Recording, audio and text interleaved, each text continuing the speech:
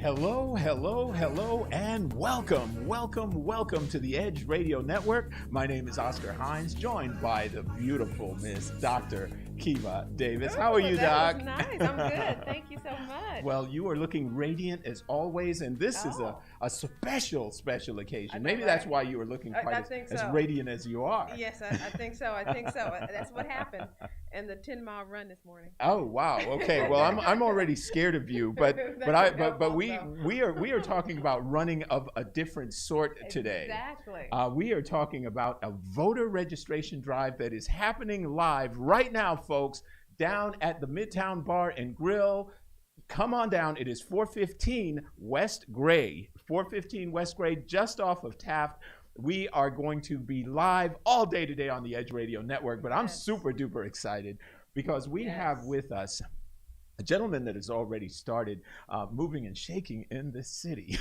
and I love it when that happens. Edward Pollard, City Councilman Edward Pollard is joining us. And it is a pleasure to have you here, sir. You have been, as you got appointed, you had a vision for what you wanted to do. And you wasted no time, I understand, in getting to it. I mean, well, welcome. Yeah, there we go. By the way, we have a live studio audience that are quiet as church mice. So let's get some energy going, right? Yeah. Edward Pollard, Houston City Council member for District J, which is Southwest Houston. But yeah, I don't take my office for granted. It's a 4-year term. You don't know if you're going to get elected again, so I told myself I'm going to make the most of these 4 years while I'm in office. Nice. Yes. Outstanding. So, and that started right in January. So it might have been a little bit of a, like for everybody else, it was like this kind of weird dystopia that took place because 1 minute life was normal, 2020, new decade, new city councilman, and then 2 months in, all of a sudden, what were your thoughts when everything started going south like that? You come into office having a vision and a blueprint of what you want to do for your community and for your district, and then out of nowhere you get hit with COVID-19. And it, if you would have asked me in January about the coronavirus, I wouldn't have known much about it. Right. And now our daily routines are surrounded with doing things for COVID-19. So a lot of our projects and initiatives that we have in the community are surrounded around the coronavirus. And so it's definitely taken over everything that we do. Even the way that we meet for city council, we do it virtually now. And we have a lot of processes and protocols that we must follow. And all of it's because of the virus. And so it's a new world for sure. Yes. So in addition to the coronavirus, then we saw how everything, the trajectory of the world really shifted with the George Floyd murder. Yeah. And obviously that triggered a domino effect across the United States. Houston seemed to bear the blunt of that fairly well, but what was it like from the inside in that space? Well, yeah, I mean, social justice is a huge issue at City Hall. I think the benefit for Houstonians is we are in the most diverse city in the entire country. And so we kind of know how to coexist with other cultures, other backgrounds, other faiths. And so it's a little different than some of the other cities that you may see on your national media. But here in Houston, we still have our issues as well. And we go back and forth with the police chief and the police department about reforms that we want to see. The mayor's actually put together a task force that should be coming out with recommendations in a week or so regarding police reforms that we'll have here in the city. Myself, along with some of the other Black council members, wrote the mayor a letter several weeks ago highlighting the need for a new independent police oversight board, as well as 25 specific recommendations that we think could bring meaningful policy change regarding police to the city. Outstanding. Nice. Wow. Are we liking that? Wow.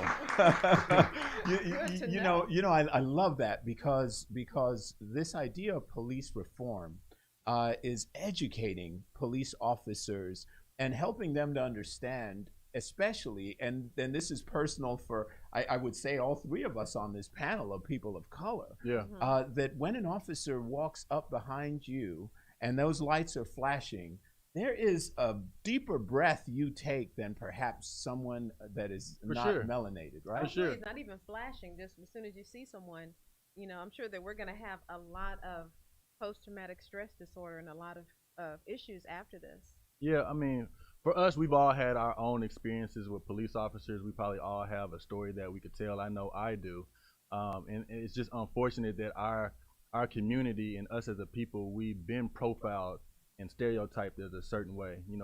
Sometimes law enforcement and society as a whole looks at us as a threat, and that's just unfair because there's no basis in that. And so what we want to do with police reform is really just hold officers accountable and make sure that we have more transparency in the process. I don't think any of us are anti-police, but we're anti-bad police. And so what we want to do is put protocols and procedures in place to make sure that we are holding the bad apples accountable so that they won't continue to put a stain on our department.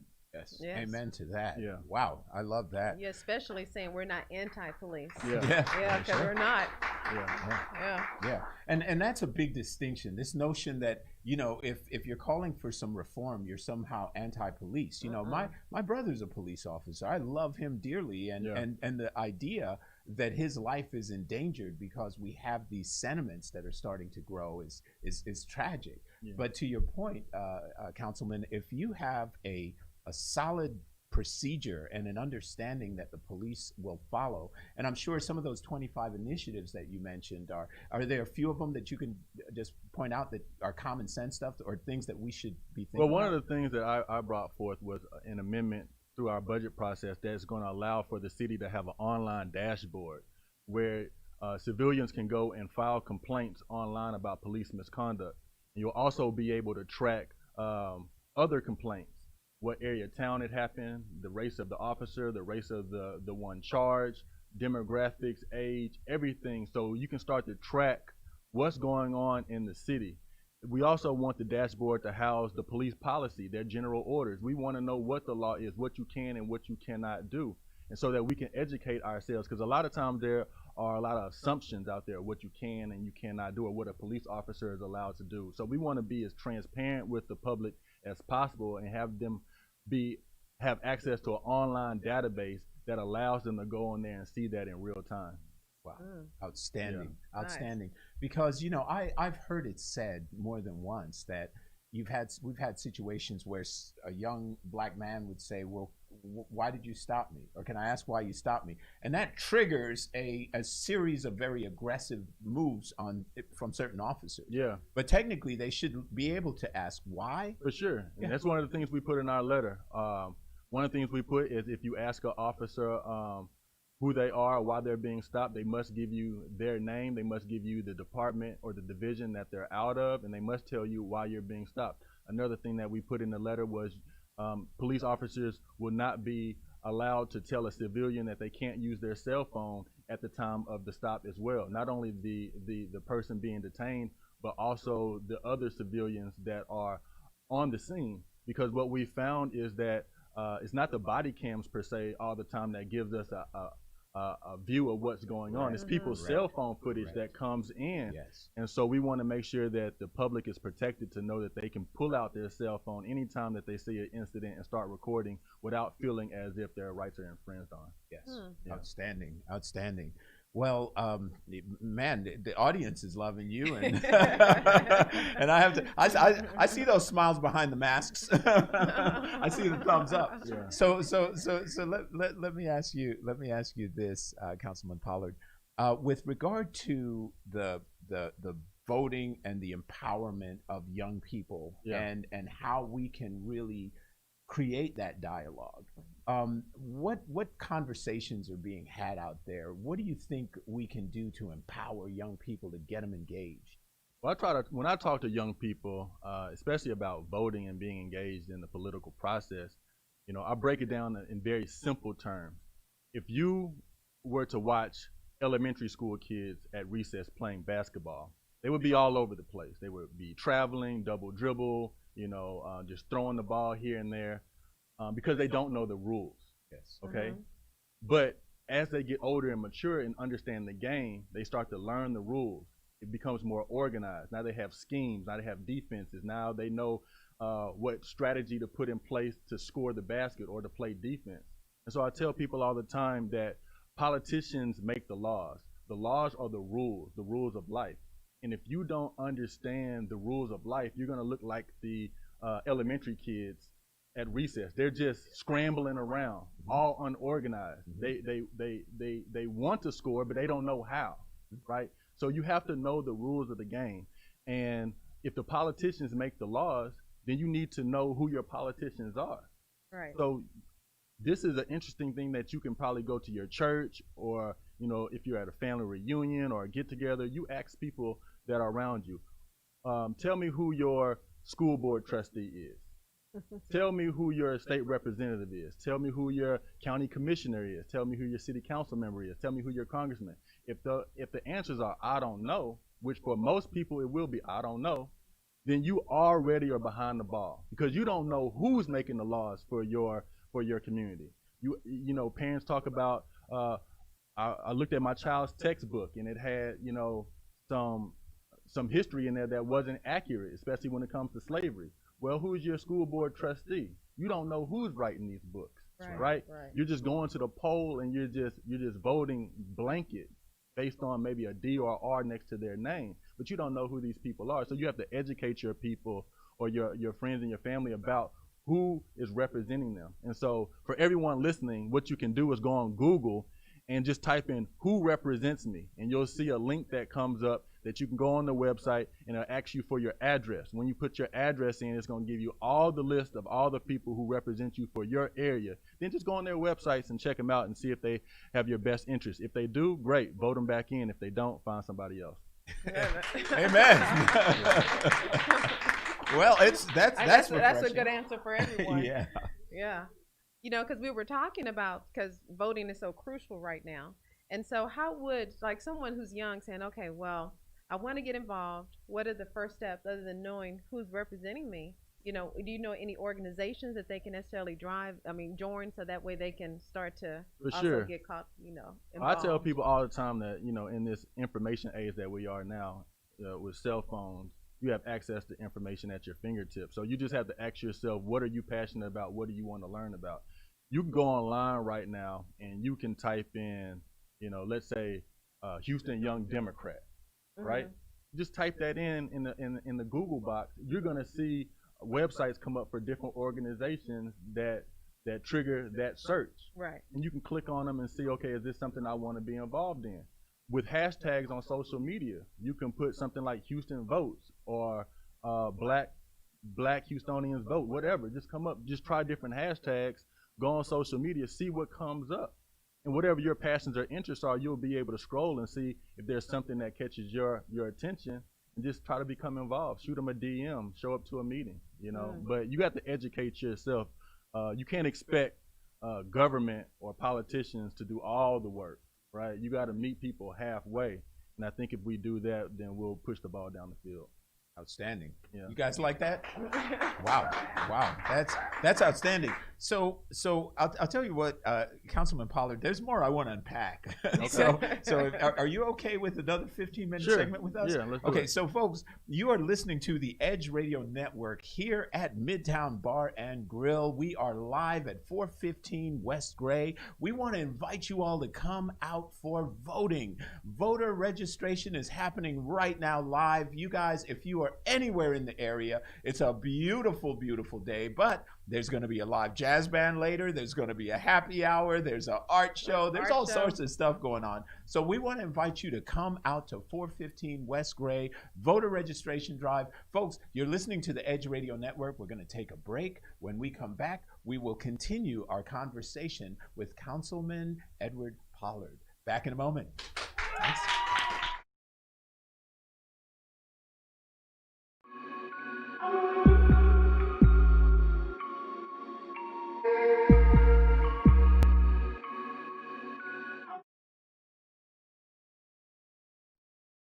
大家好，我是傅凯，这是我的好朋友 Chris Holland。 I'm Chris Hollins, your Harris County Clerk. Yes， 9月26号礼拜六下午4点钟以后，你可以到我们这个 Midtown Bar and Grill， 这是城中间有一个酒吧，我们大家来庆祝，我们可以来做选举，可以就是 register， 也可以注册，然后选举，然后我们有一些画展，有些音乐表演现场。 所以大家不要忘记了，最好赶快来参加我们的这个很好的节目，还有很好的意义。所以大家可以一起见面谈一谈选票的事情，然后的话大家可以享受音乐、食物还有画艺术这方都集中在一起呀。不要忘记了9月26号礼拜六下午4点钟以后到10点。Hope to see you there. 谢谢。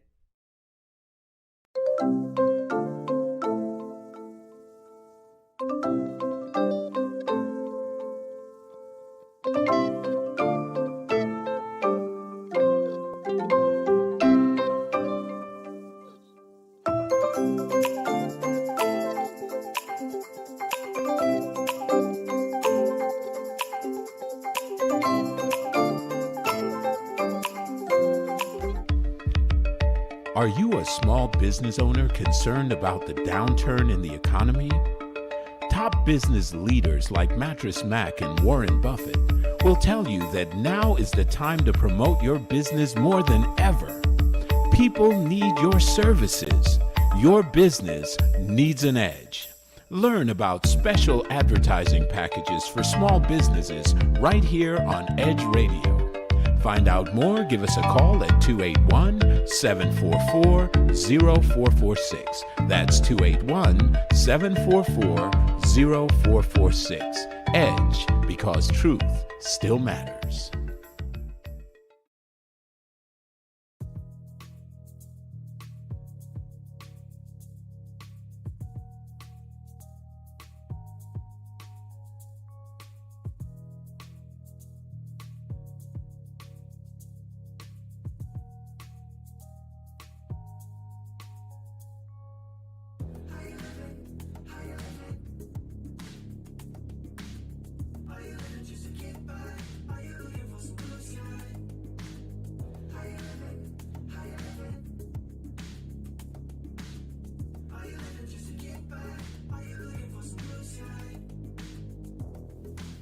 And welcome back to Edge Radio. Today is our voter registration, and we have our councilman here who's coming to talk to us about what's going on in the world of politics.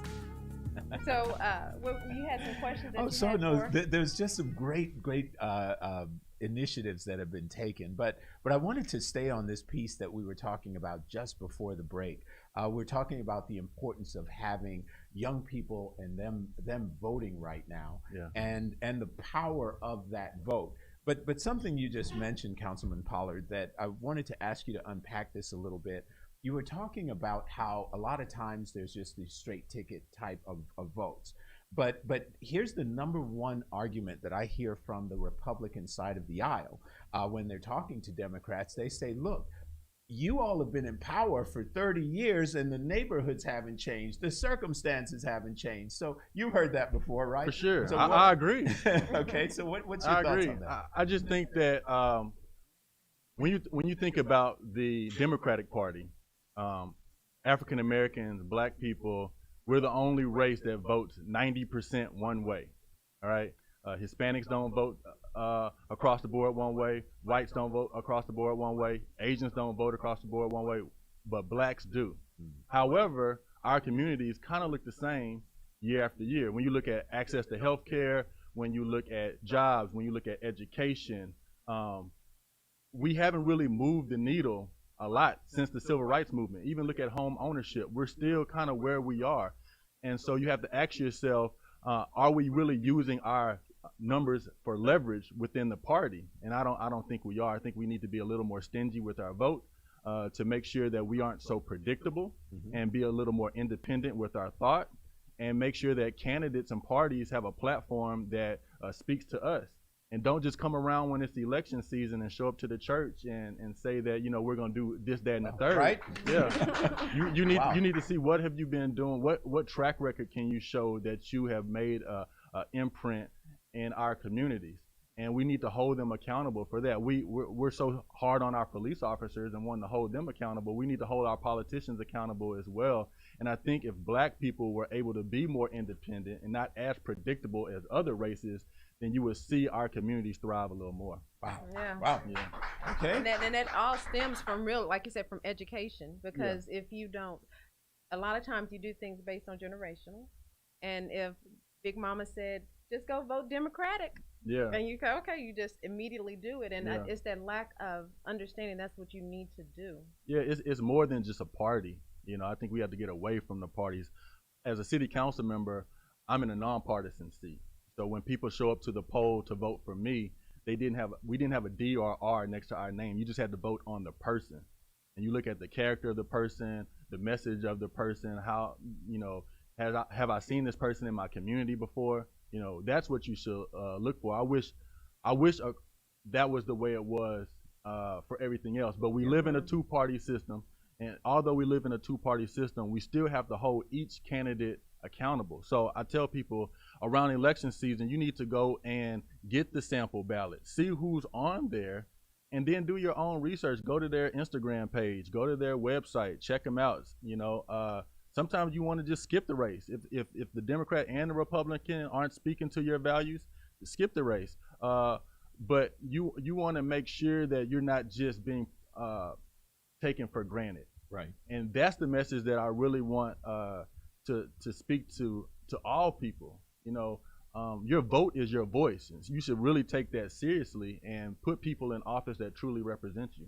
Oh man, I love that. Yeah. I love that because you're speaking to a very important issue, I think, Councilman, when it comes to, there's some things that are frustrating when you're John Q. Public. One of those is to have career politicians that go to Washington whose kids get absolved from paying back their student loans, who have the best medical care in the world, unlike most American citizens, who have all of these bonuses and different vacations and raise increases. And these are people that are there for 30, 40 years, and nothing gets done. But the public is paying over and over again. So, if you actually dissolve the parties, that would be one thing, and you voted on issues.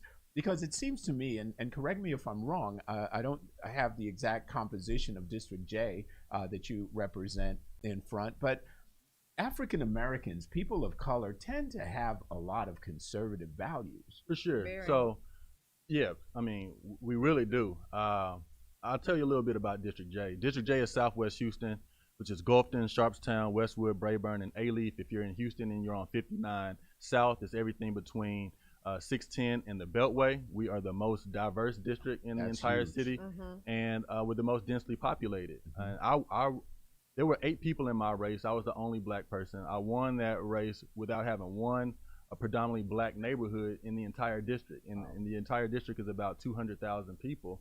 And it was because we went around and we knocked on doors and we talked to people. It didn't matter if they were Democrat, Republican, Independent, Libertarian, old, white, young, white, black. We talked to everybody, and we wanted to just listen and hear from them what their issues and concerns were. And we were able to see that since it was a nonpartisan race, people were more receptive and open to hearing your ideas and us hearing their ideas. And there was a mixture of blocks of votes that we were able to get on both sides of the aisle. And I think that just comes with engagement. And so we sometimes have to get away from just the parties and figure out ways in which we can find some common ground. Because if it's always going to be a me versus you, them versus us, tit for tat type of political system, then we'll never get anything done. Yes, that's right. That's right. Yeah, that's absolutely true. Yeah, it becomes a zero-sum game because everybody on this side, either the other side has to lose for this side to feel good. It becomes politics. Yeah. It definitely becomes politics. But I remember, I guess I've got the grayest hair on this panel right now. I remember a time where political partisanship was there, but there wasn't this animus. There wasn't this sort of acrid, angry, like, we're going to it comes get from them. the top. When the leader of the free world puts out divisive rhetoric, and he puts out harmful comments, and he puts out this vibe of division and me versus you, it trickles down, right? And it's bad for politics. And that's the most important part about November 3rd. Is we'll have a chance for new leadership at the very top. And if we could change the leadership at the top, I think it'll trickle down. Wow, Yeah. outstanding. That's fair. Yeah. And That's there's another thing, even with social media, it's positive and negative at the same time. because they'll keep feeding you the same information. Whenever you look up something on Google, The algorithms. that's what they're going to always show you. So Yeah. you don't really get that idea of what's going on the other side. You For only sure. get your information. So, sometimes when I go and ask friends that may be on the other side of the aisle, and I see their Instagrams or their Facebook pages, it's completely different than Right. the messaging that I'm seeing on mine, and it kind of traps us into a box, right? And it's dangerous to be in a box. I try to be as open-minded and creative as possible with all the initiatives and the things that we bring forward, because we live in a society with different mindsets, different perspectives, different backgrounds, different ideology, and you should have an open mind and a mutual respect for others to be able to hear a counter viewpoint, try to grow from that, and then move forward together. You don't always have to agree on everything, but you should have enough mutual respect to be able to sit down and have a meaningful discussion about change. Yes. Amen. And well said. I see why you were loved in your district, sir. Wow. This man's a beast. Right. Okay. Because actually, it's just for the citizens. You can tell that you really care about people. Yeah. At the end of the day, when I knocked on doors, we were out there day after day, street after street, but it was a job interview at every single door. Mhm. And I had to go and tell them that I want to work for you. And I think politicians sometimes forget that we are the employees. You all are the employer. We work for you. And you can't work for someone without talking to them and understanding what they need from you. And so make sure you hold your elected officials accountable. And that's what voting is all about, Yes. right? And that's why we should not just get excited and amped up, a month before the election. This is something that goes year round, 12 months out of the year. We should be doing things to make sure that our communities are engaged and informed on the issues that matter most. Hey, Absolutely. well, one thing you can say is that people are more engaged now Yeah, I think because than ever before. we have a 24-hour news cycle that's always keeping you informed about what's going on around the country. Then you have social media. So every time you get on your phone and start scrolling, you're getting information that, years ago no one would have really had access to. So right. you almost have to be dead not to at least have some right. type of awareness, That's you right. know, and drive some type of emotion. Yeah, well, Yeah, you sometimes mentioned gotta you push your weight mentioned just a little bit too. you mentioned a sometimes, 24-hour news cycle. Now it's like 60-second news cycle Yeah. with Twitter, right? All it takes is send. So how can folks get involved? How can they get involved with your administration, some of your initiatives? As we wrap up, how can they get connected to you? Yeah. Well, we try to put a lot of information on social media. We think that's where most of the eyeballs are. And so you can go to my Instagram page, which is edwardpollard.esq. And you can also find me on Facebook at Edward Pollard. And we put a lot of information out there about different community initiatives, events, projects that we have going on in the community, a lot of different volunteer efforts that people can join in and do.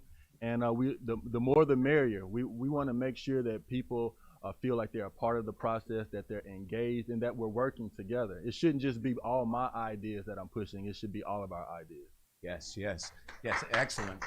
Councilman Edward Pollard, we want to thank you for joining us. We want to thank you for this incredible information and the initiatives that you're taking in the community. We're proud to have you here at Edge Radio, and we're looking forward to a return visit, because there are some additional initiatives that you're undertaking that we would love to hear about. So we want to thank you, thank your administration and the mayor. We know you guys are working hard. We know you're working through a lot, and we thank you for that. Do you all want to show your appreciation, send that love to these guys? Thank you. I really appreciate it. Thank you for the invitation. Thank you.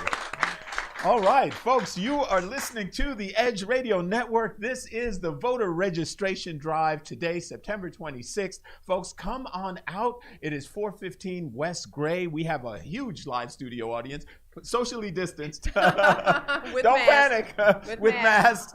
But come on out. We want to invite you to come out. We want to thank Councilman Pollard once again. Folks, stay tuned. We'll be back with the Edge Radio voter registration drive shows in just a moment.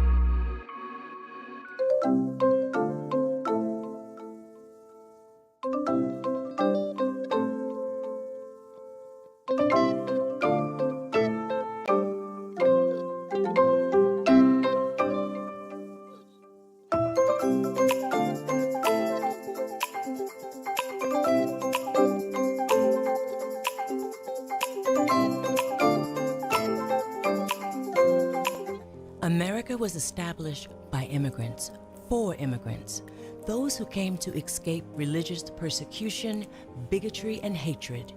Visionaries who came to start a life of freedom, but somehow we lost our way, enslaving people of color, destroying the land and culture of the indigenous people, and claiming ownership of land that our Creator made for all people to enjoy.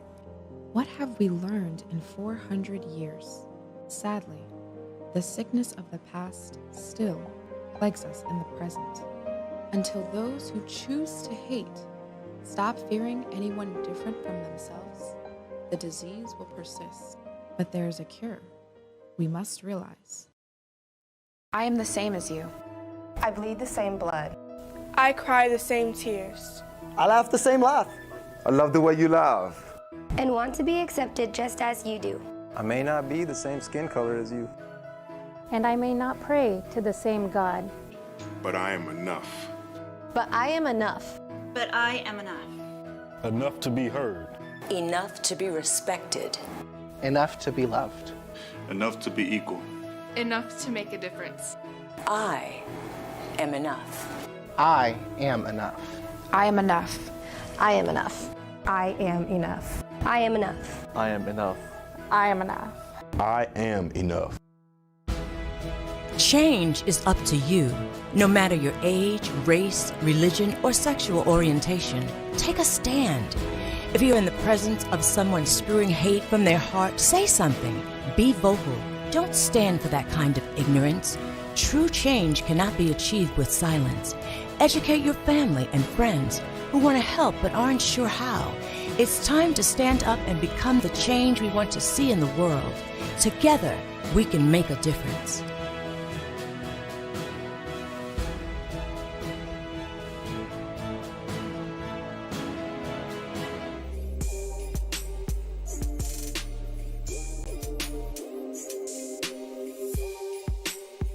And we're back with Athletes United Experience on Edge Radio, and where truth still matters. As a side note, viewers, the Art and Jazz Fest voter registration drive, and as we talked about this earlier, will be held right here at the Midtown Bar and Grill, September 26th, beginning at 4 p.m. That is the Art Jazz Fest voter registration drive. So come on out, prepare to complete your civic duty, and vote your consciousness. Okay. As we broke, we're talking to Dr. Crystal Mark here, and she had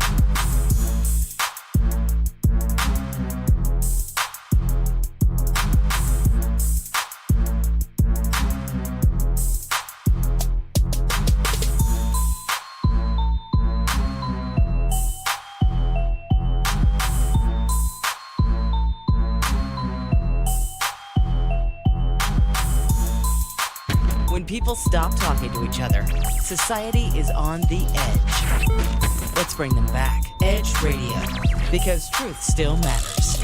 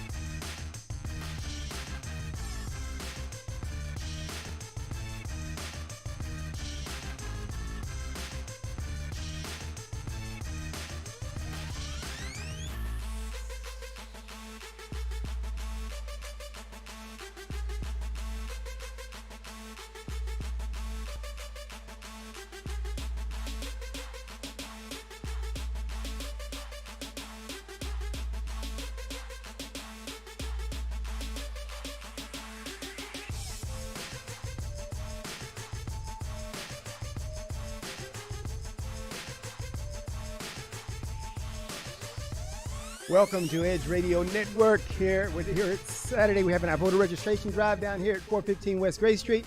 Come on down. You got an opportunity not only to register, you come down to the bar and grill, get something to eat, and then come up here and hang out with the great people. We've got a small studio audience, and we are socially distancing. So come on down, and you'd have a great time just hanging out with the people. And I'm honored today to have, by the way, I'm Carlin Charleston, the Executive Director of Erase Race. And I've got a weekly radio show here at Edge Radio, Talk About Unity. It happens on Tuesday mornings at 10 a.m. So tune in and catch that. A lot of good information being shelled out there.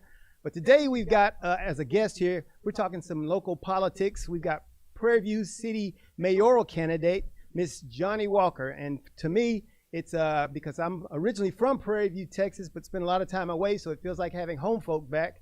And so I'm glad to have her today. And we're going to ask her some questions, but I first want you to get a little taste of who Miss Johnnie Walker is. So we're going to ask her to go ahead and introduce yourself, give us a little of your background. It's great to be here today, and this is a very important election year for us. It's important for us both nationally as well as locally. I am Johnnie Walker, and I am from Prairie View. My husband and I been residents of the community for probably about 50 years. As a matter of fact, this young man was one of my first students when I started teaching. So if I mess it up, y'all can blame her. If I mess this up, you blame her. Yes. I'm proud of it. I graduated from Prairie View with my first degree in elementary education. I have a master's in education, and I have a mid-management certification. My resume starts off with 35 years in the public sector as an educator. The last 15 of those years, I was a middle school administrator. Upon retirement, I stayed home for about 6 months, and I realized retirement was not for me.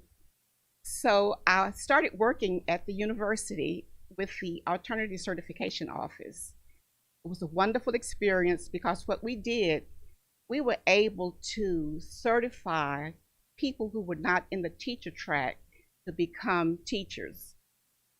Our program was outstanding because we had the highest, in the AN system, the highest number of minority men in science and mathematics. We were known for that. We would meet our students. They would be working at Enterprise or at the restaurants, and we could always tell a Prairie View graduate because it was something about them that was special. So now we have many of those young men and women out in the field as counselors, a couple of superintendents that went through our program. I stayed with that program for about 10 years, and then we got a new dean, and she changed directions. In the meantime, I was working with the retired teachers, Texas Retired Teachers Association. I served as the president of our local chapter for 2 years. And when that 2 years was up, I was elected president of the district. Our district had 18 units, about 4,000 members. East Texas, should I say more? But it was a good experience. I did that. After that part, I was elected to work on Prairie View Economic Development Board. I'm presently working with that board now.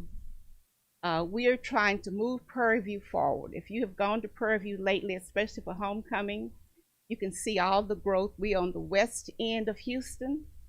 Property is very important, it's very valuable, so we have a big movement going on. When I'm mayor of the city, I want to make certain that we have a plan. I want to see Prairie View be like the Woodlands. I want a gated community. I want sidewalks. I want parks. But that's going to require planning on our part. We just can't let things happen. When you let people come in and put businesses where they want to, it's not a plan. I want us to be just like Fairfield or the Woodlands and have a plan for that. We need amenities there in Prairie View. Presently, Prairie View is a unique place in that we have the university, and the university students are able to vote. On one end, we have the university, students who are voting. On the other side, we have the residents who are paying taxes. The politicians there have learned that we can get the students to vote for us. We can become councilmen in the city. So my biggest obstacle now is to get up there with the students and advise them as to what we're doing, invite them around the table to be a part, because we got to make certain that when we elect our councilmen, that they don't implement different kinds of rules and taxes that's going to impact the community people who are there. Let me ask you about that. You've got a couple of different tasks there in Prairie View, because Prairie View is always kind of in the news of especially during election season, because you've got, seems like, a couple of issues. You've got the issue of what's going on with Prairie View seated in Waller County, and then you've got the issue of what's going on with the city and the university there. So you got kind of some dual efforts there. So I want to get to that, but also I want some background on what got you into now, because this, as I know, this is your first time as a mayoral candidate in Prairie View. What has been the impetus? What is the drive for you to do that? And then let's cover that other issue. One night after one of our city council meetings, which was kind of hostile, we have what my pastor calls the sidewalk conferences. And it came to our attention that we didn't have a local resident on the ballot. And we decided that we could not be so complacent that we were not going to be interested in the leadership of our community. So my friends kind of all looked around, and lo and behold, they asked me if I would do it. Oh, okay. And my first remark to them was, yes, I will do it if you will support me during the election and come around the table after the election. Because a city cannot be run by one person. Right. It has to be a conglomerate of everybody there. We need to have a shared vision. We need to all be thinking of what we want our city to be like. So that's one of the things that I hope to do, is to, and I think I can do this, reorganize our community people, get focused, involve our churches, our schools, and get ourselves moving. We don't have to be anything other than a first-class city. We are supposed to have the best of everything. And as the mayor, that's what I'm accustomed to. That's what we're going to strive for. Okay. And Prairie View, I'd like to say too, on that education front, Prairie View, as you being an educator, and my mom's an educator, and Prairie View is built on education. The city, and Frank Jackson will give you that whole history of Prairie View as the educational basis. And people are kind of frustrated that hasn't transitioned the city into something more progressive these days. But looking lately, it looks like Prairie View, because I've noticed some things that are happening there. How did that happen, and how do you continue that as mayor? Well, I think what happened is that each time we changed leadership, I've noticed that one person had things going pretty smoothly. Then when we got a new mayor, he comes in with a different agenda. And after his 3 or 4 years up, we get something else. What I want to do is to involve the 3 mayors that we have at Prairie View, to get them around the table, because all of them brought some wonderful things to the city. We need to build up on those ideas, and that's one of the things I want to do. Okay. Yeah, and that's so you're talking about the consensus building that's necessary for you all to go forward, using the benefit, the knowledge of those who have gone before, certainly, so that we can continue and move forward. Right. So all right, let's get back to that campus challenge. How do you, I guess, bring in that university crowd so that they're a productive part of the city? And how much contention is there right now between the city and the university? Well, last year we were faced with some problems because of the housing part of it.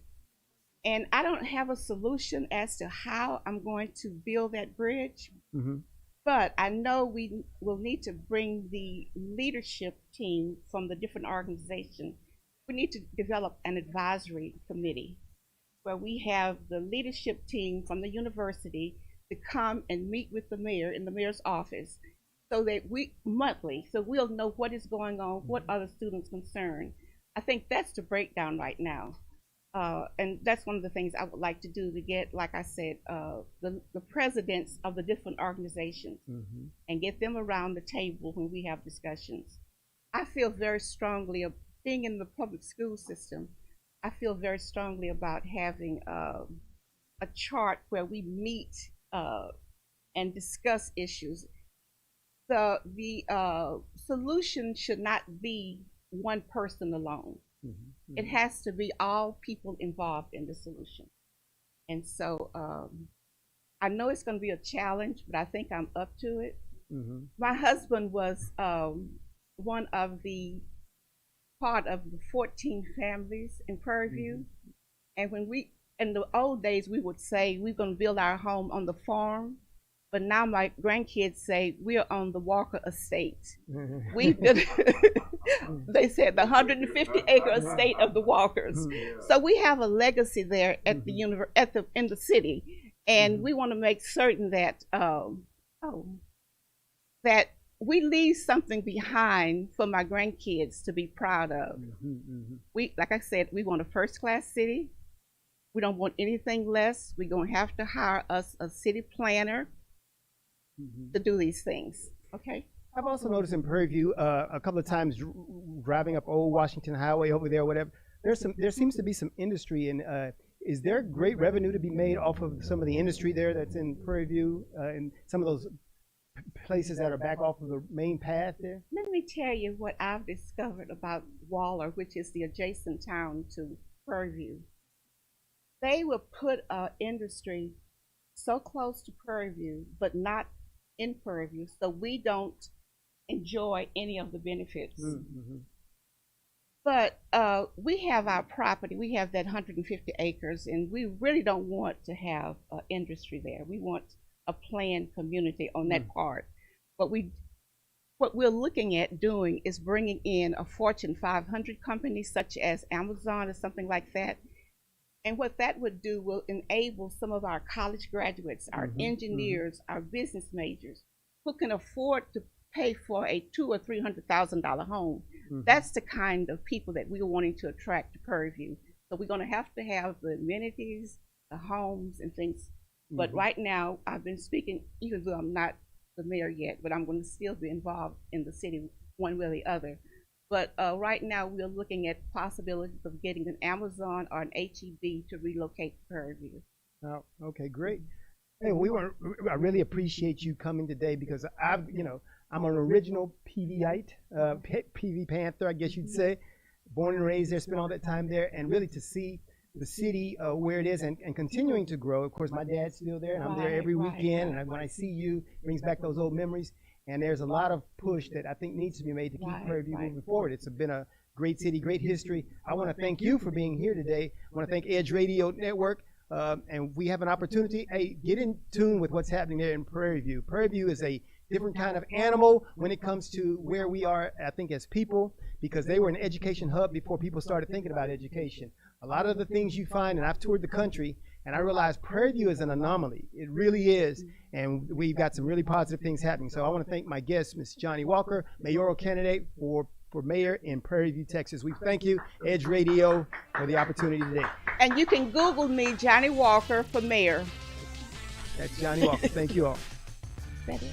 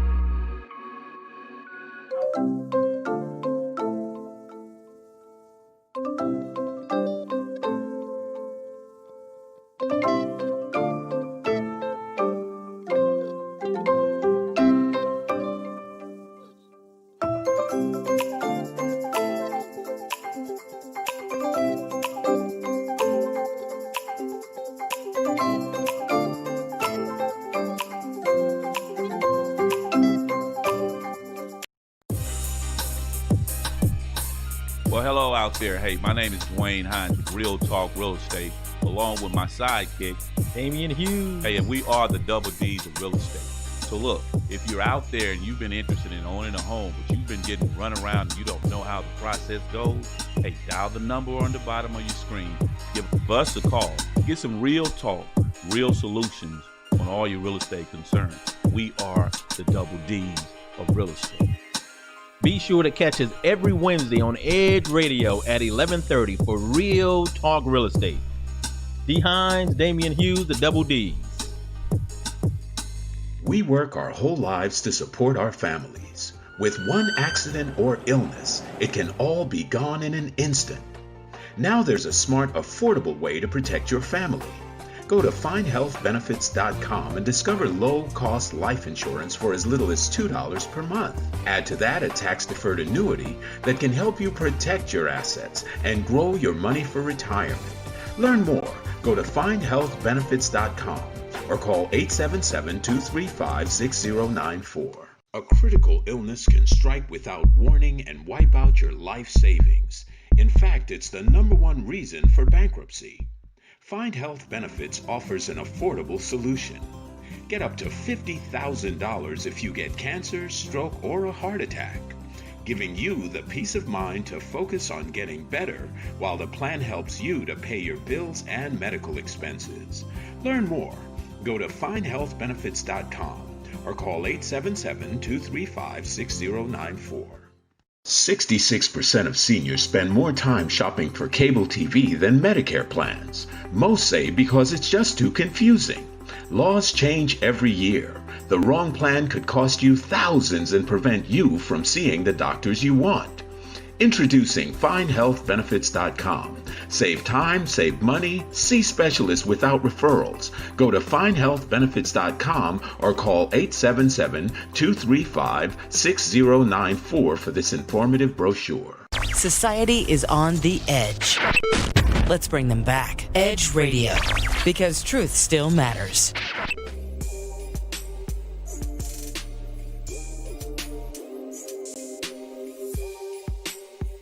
And we're back with Athletes United Experience on Edge Radio, and where truth still matters. As a side note, viewers, the Art and Jazz Fest voter registration drive, and as we talked about this earlier, will be held right here at the Midtown Bar and Grill, September 26th, beginning at 4 p.m. That is the Art Jazz Fest voter registration drive. So come on out, prepare to complete your civic duty, and vote your consciousness. Okay. As we broke, we're talking to Dr. Crystal Mark here, and she had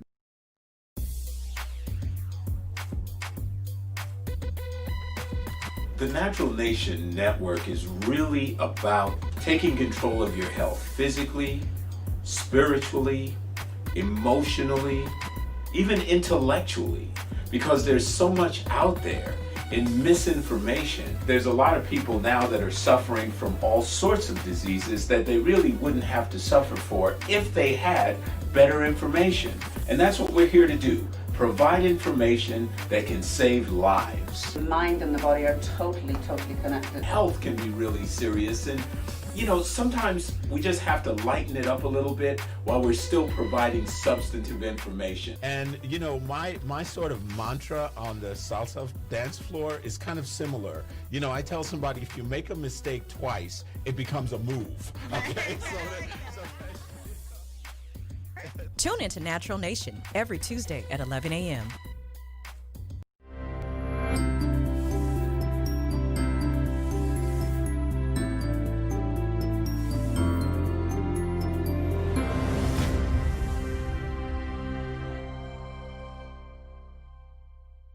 A retired Marine and former school teacher is spending his days on the road promoting unity. His platform is to erase race, and he's trying to do that by traveling the country, visiting 100 cities, spreading his message one conversation at a time. I was born and raised in Waller County, Texas, just northwest of Houston. As a child of the 60s civil rights era, I lived in a city that was probably 100% black at the time, and that city, Prairie View, Texas, had an educational background that far exceeded the national average. Because of this uncommon occurrence, I grew up lacking the sense of inferiority that many black people experienced as a result of segregation and the remnants of the Jim Crow era. In Prairie View, the smartest and most able and capable people the children of that city saw daily were always black. After integration in 1969, I grew up with friends from a variety of ethnic backgrounds, and this continued to expand as I went to college, and my circle of deep relationships continued to grow with football teammates from various parts of Texas and the country, and then expanded even more after I joined the United States Marine Corps, where my relationships began to include foreign cultures and people with whom I never envisioned communicating. Today, after having visited and lived in the continents of Asia, Africa, and Europe, I am convinced that we are all far more alike than we could ever realize. Something has hindered that realization for others. Here in the United States of America, we have been plagued for hundreds of years with a concept called race. This concept would have us believe that we are fundamentally very different and our skin color makes us so. Though anthropology, sociology, and medical journals continually refute this, many Americans continue to harbor the erroneous beliefs associated with race. This is what I'm here to change. Hello, I am Carlin Charleston, the Executive Director of Erase Race. We are a 501c4 nonprofit organization designed to remove race from our society and unite people across all demographics and bring them into the novel reality that we are all quite differently the same. That phrase may sound contradictory in itself, but it really makes sense. Once we understand our common origins from whence we all originate, then it becomes much more interesting to see how differently we have evolved in our geographic regions as one people. Erase Race began the work of unifying our country when I embarked upon a 112-city tour last June. Driving the Unity van from coast to coast and from north to south, the thrill of visiting the 48 contiguous states and meeting people I would have never met otherwise was simply amazing. From Baton Rouge to Boston and from Philadelphia to Phoenix, I became more American every day as I met the people that make up this great country, and that is where I want to take you. This is city number 76. Shaking hands, visiting people and places, striving for unity as a human race. It has really been phenomenal. Number one, to travel the country and go to different places in our country and meet the people is what most Americans need to do. He said there have been surprising interactions, even poignant moments, stopping along sites of historic importance like the Liberty Bell and Harriet Tubman's home. He'll make his final stop in December, but his work will be far from done. Carlin's life is the American Unity Movement, and he's hopeful one day soon people truly won't be judged by the color of their skin, but by the content of their character. That's my vision, that we have people, and we can then respect people and live with people.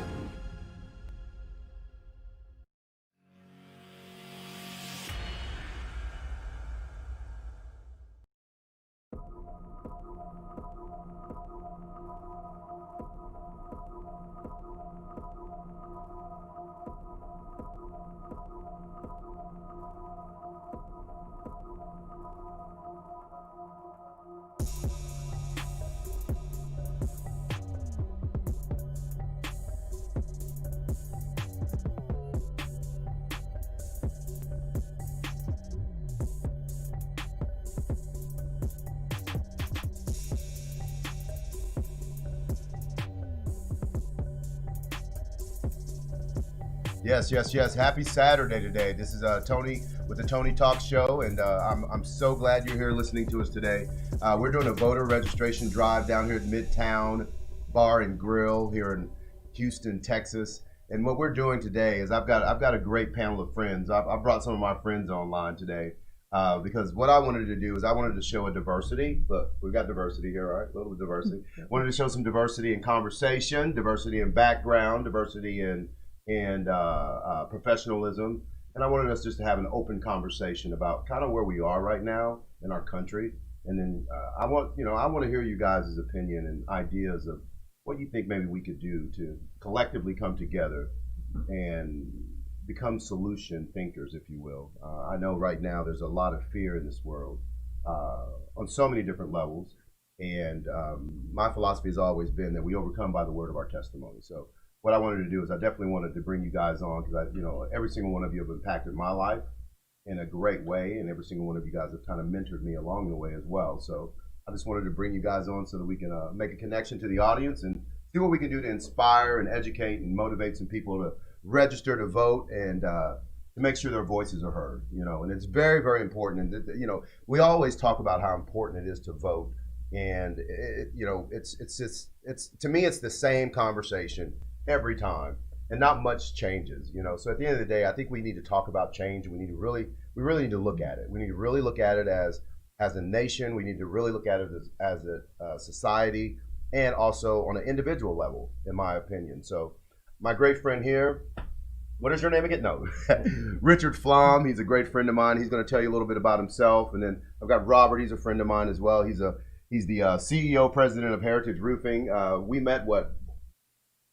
probably met in another lifetime, because when we finally met in the gym, that was kind of the divine appointment, wasn't it? And we'll talk about that a little bit more. And then I have an amazing, amazing young man. We met, what is it, about 3 years ago, John? 2.5? Probably two. At the gym? At least two. Yeah, you were playing racquetball, and I was admiring your skill, right? And you came out of the racquetball court, and we actually had a conversation, and we really made a good connection, And, I want you to really tell your story as well, because when I first met you, you talked to me about the potential of who you wanted to be and what you wanted to create in this world, and you wanted to be an author. You hadn't written any books yet, had you? Just one. When I met you, yep. Yeah. How many have you written now? 7. Since then? 7. Yeah. So you're moving forward with your message, and you're moving forward with trying to change the world and impact the world in a positive way. We're going to talk about that a little bit today.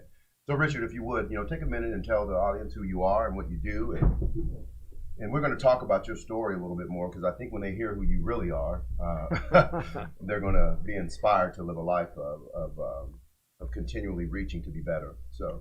Okay.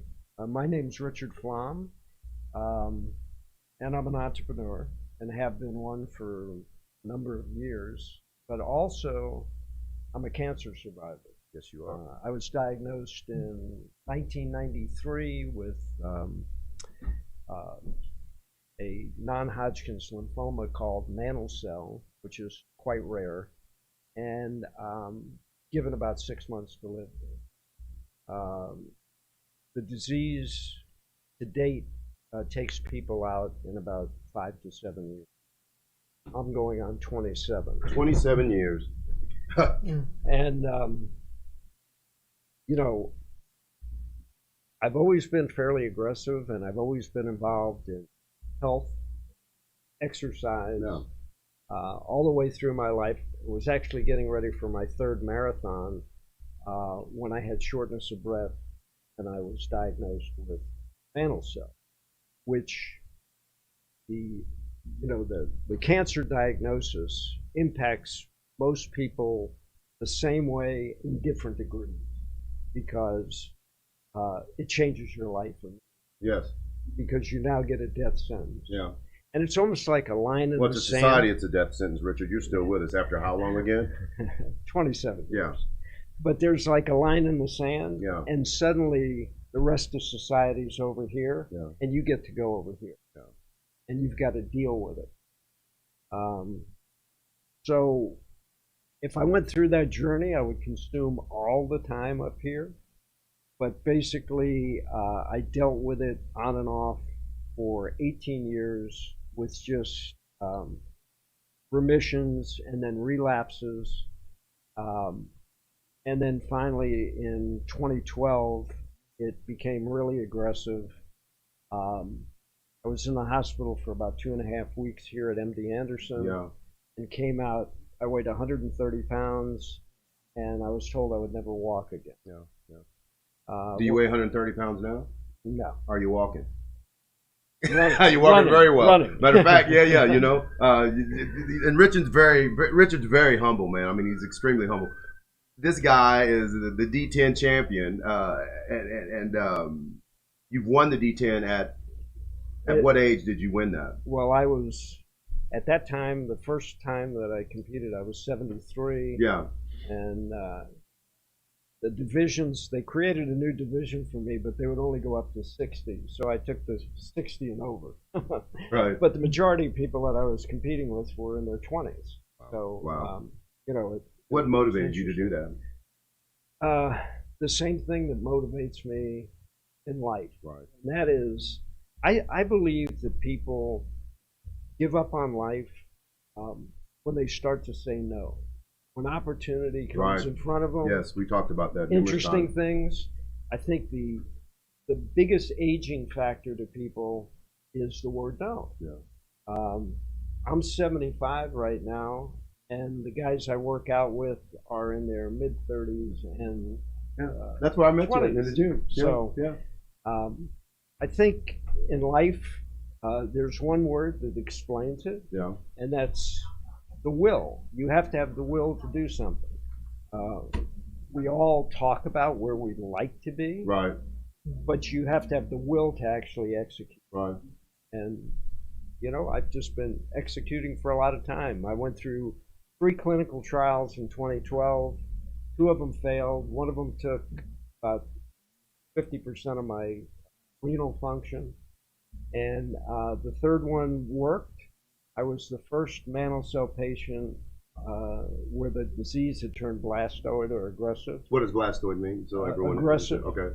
And so it's pretty much all the way throughout your body. It speeds up. Right. In other words, it's basically an indolent or slow disease until it kicks in. Then it becomes like a large B cell type of cancer, right? And it moves quickly, and it's very debilitating. Okay. Surprised my doctors because when I got into MD Anderson, I was running 103-degree fever. Is that what brought you to Houston, Texas? Was your dysfunction you were dealing with?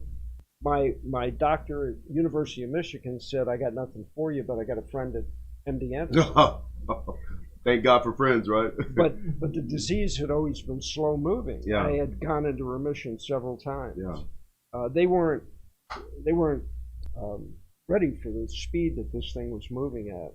So when I finally got an appointment at MD Anderson, it took me from November until April to get to Anderson.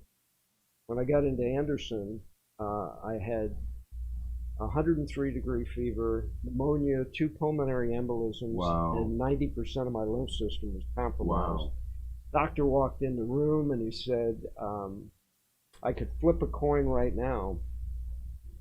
He said, normally we would treat the pneumonia and the blood clots, get you healthy, and then give you chemotherapy. He said, I could flip a coin right now, and I can't tell you which one's going to kill you first, and if I treat them both, I could kill you. What do you want to do? I said, have at it. So, how did you feel in that moment where those two choices were so grim? I've been dealing with it. At the moment. I've been dealing with it for 18 years at the time. Yeah. There wasn't any hesitation. Right. You know, I mean, like. So here you are with this in your rearview mirror now, and you're a businessman. Yeah. What do you do for a living? Your mom asking. I know what you do, but tell the audience, man. Development, real estate development. I've been in a number of businesses, manufacturing businesses. I just went back to school recently. Yes, we celebrated your graduation, didn't we? Got a degree that I've been thinking about for years, but the impetus behind that was because I've always been a real estate broker, and Texas makes it really difficult. So the college degree offset a lot of the study, and I picked my broker's license up in May. So what did you do? I mean, what is the next step for you? I mean, you're 75 years old, getting new degrees. I'm going to build running company. A business. Not retired like most 75-year-olds that are sitting on the couch and saying, "Hey, let's get in the camper and drive across the country and plant some flowers." Right. What does your retirement looks like to you? It doesn't look a whole lot different from what I've been doing. Right. I think you have to find the new horizons and you have to go after them. Yeah. I had a partner at one time. We were in New York, and he was more of an academic. Yeah. And we were in New York on a Friday night, and he said, "Gee, I'd like to go out, but I don't know all about life, and And I said, "Look down in that street. This is New York before the pandemic, and 5 o'clock on a Friday, right? Jam packed, right? And absolutely. I said, "There's life, and all you have to do is go down and step into it, and it'll carry you. Yeah. But if you stay up here, you're never going to be in touch with it. And that's pretty much been my philosophy and everything. Go for it. What have you got to lose? The thing that amazes me through this whole pandemic, and this is where I think the vote that people make today is Today going is to critically be important. critically important. Yeah. There's a lot of fear running this country right now. That's exactly right. Unfortunately, between the politicians and the media, yeah, they have a country that's terrified. They're afraid to go outside. I was just at the club working out today, and I was talking to a young lady. She had her parents. She brought them down from Canada because they were afraid. They're in their early 80s. Yes. She said, my mom and dad will not go out of the house, and they will not leave and go into any place that's indoors because of the fear. The fear. And the problem is we just don't get the proper information. Right. We need a lot of things. But we need politicians to get up there and tell us actually what's happening. Yeah. So I'm going to ask the question as we move on. I want you to hold your answer. Okay. Okay. If you were voted president today, what is the one thing you would tackle? What would be the first thing immediately you would tackle? I want you to think about that. Robert, we talked about fear. We talk about fear all the time, especially with the history of us. We talked about where we've come from and the things we've overcame. You're a businessman. You own your own roofing company. You're very successful here in Houston, Texas. Why don't you tell the audience a little bit about yourself as well? Well, my name's Robert Kosak. Don't go too deep because they may run. Long story short, yeah. I'm originally from Miami. I relocated here about 10 years ago. Yeah. What brought you to Houston? My kids actually came here with my ex-wife. Excellent. And she's from here. Yeah. So you followed your family. Yep. So to it was a speak. good idea to come, and I'm grateful for doing that. I'm grateful as well. We would have never met until we did that, right? Yeah. So you're into roofing. Yes. Tell us a little bit about your company. Well, we're storm restoration experts, along with certified roofing contractors. And even though there's no licensing in Texas, we do have licensing. We have certifications that we take through the manufacturer to ensure proper installation and whatnot. So it's good for the consumer to be educated about who's coming to your house and who's getting on your roof and what kind of qualifications do they have in references and all that. Right. So that's important. And we've noticed a lot of, there's been some storm damage here in Houston. And we just had a kind of a little issue go up there up north, Galveston. So are you seeing a lot of damage here in Houston that you're helping folks with? Well, a lot of people don't know that there has been an epidemic of wind and hail storms all through the state of Texas and all over America. Right. Where the insurance companies have been impacted, and now we've had a few hurricanes. And I know you were down in Louisiana just last week.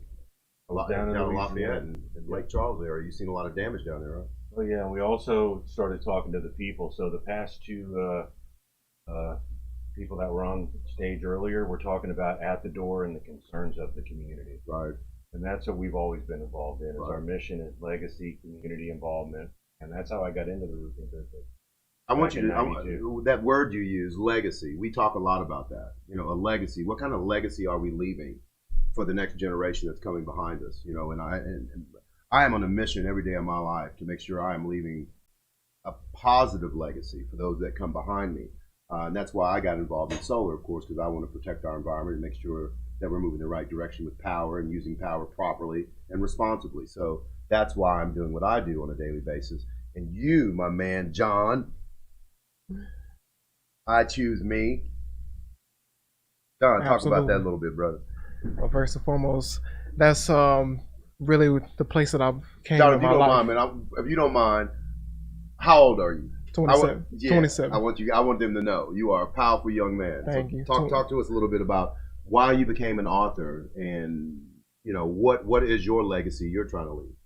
Well, first, the legacy I want to leave is inspiration. I want to inspire as many people as I can to show them that you can do anything that you set your mind to. I started writing 7 years ago, actually. I was 21 years old, 2013, September, actually 7 years this month.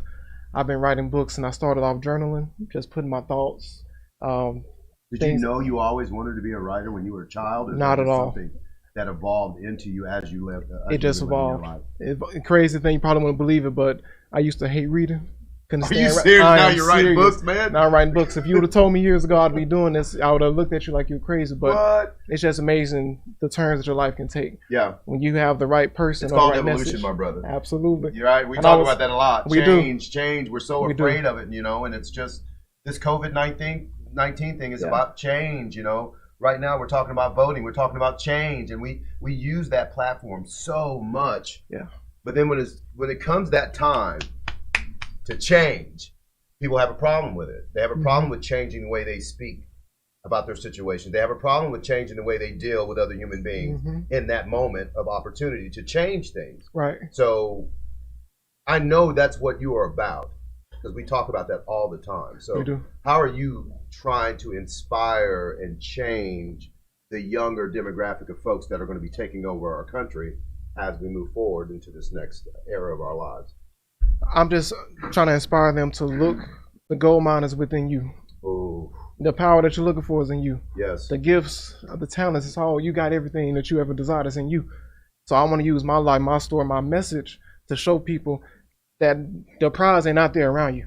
It's right here. Right. It's in your inside of you. mind. It's all Your power, inside of you. We talk about that numerous times when people know who they are, when you really know who you are and you're Right. confident in that and you don't compromise in that, you know, and it has nothing to do with being a Republican. It has nothing to do, has anything to do with being a Democrat. Right. I have found in my life that most of the solutions of any problem or challenge that shows up in my life, it's in the middle. It's not to the left or to the right. I find when I live to the left or the right, I'm out of balance. And when I'm out of balance, I can't move forward properly, right?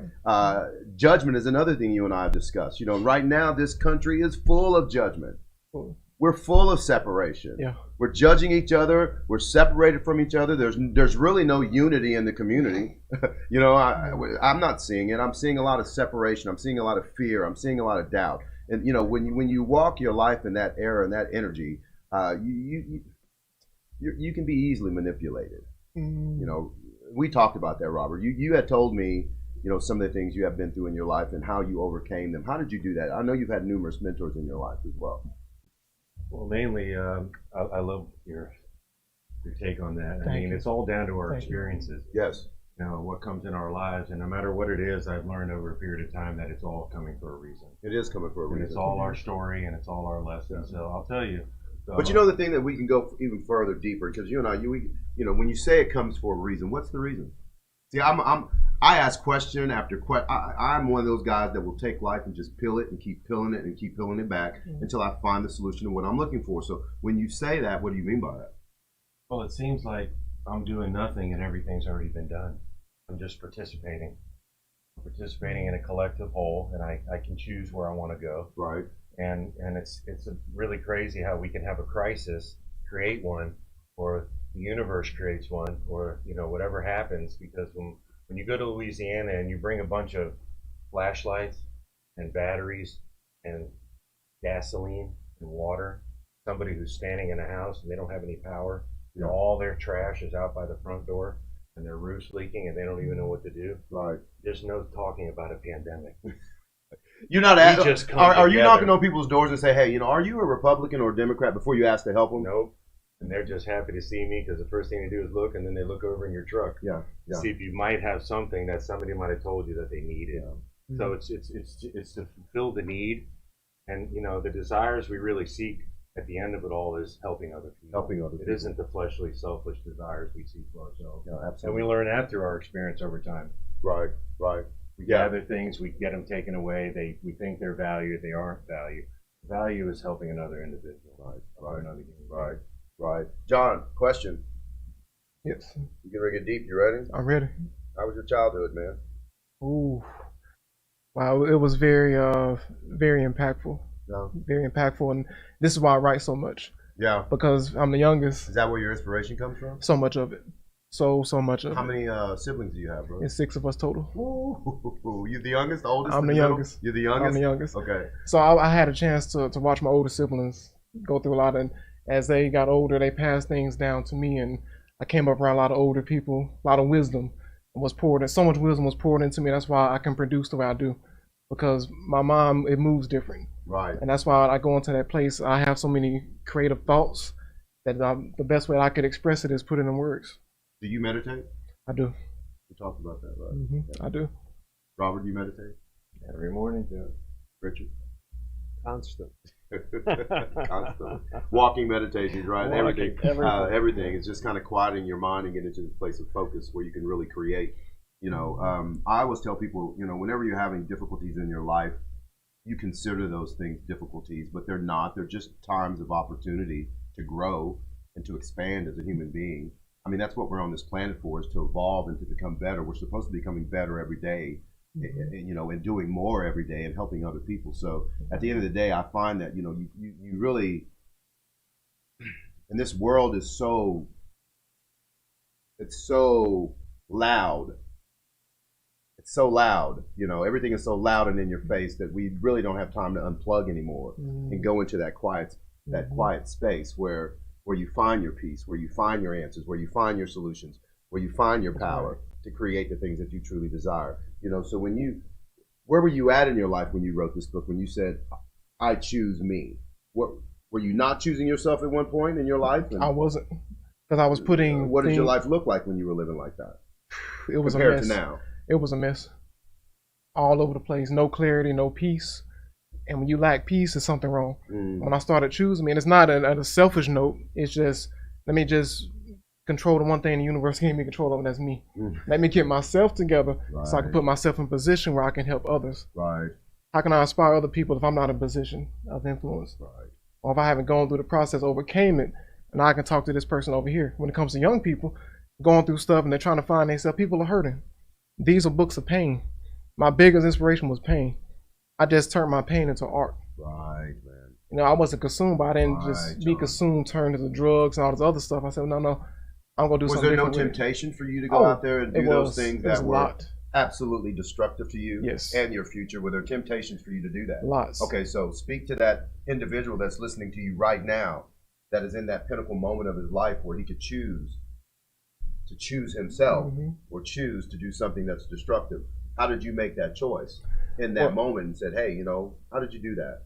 Well, first, I was around a lot of people who didn't make it to today, who lost their life because they were in those places. I was close to it, close enough to see, and I was with them walking on that same path. But it got to a point I said, well, for whatever reason, I was protected from that. I hate it. What do you mean some other reason? You already know it was your grandma's prayers, bro. Something bigger than me. Grandma prays for us, right? That's how you protected in those times when we were being idiots. I know that's what I was protected. Yeah, my grandma, my mama was praying for me when I didn't have no clue about who I was or where I was trying to go in my life. You know, absolutely. So you had some good people around you, I would assume, that good people. Yeah, and in those moments you hear those voices in the back of your head when you're about to do something, but there's something pulling inside you. Say, you know what? Maybe you need to reconsider. Right. Let's really think about this. Right. You know, because I never wanted to let an impulsive decision cost me my life. Right. Right. Listening to your gut. You know, a lot of us, you know, we've been taught by society not to listen to our feelings and our emotions. And Robert, you and I, we've talked about that. That is actually the two tools that the universe gives you to guide you through your life.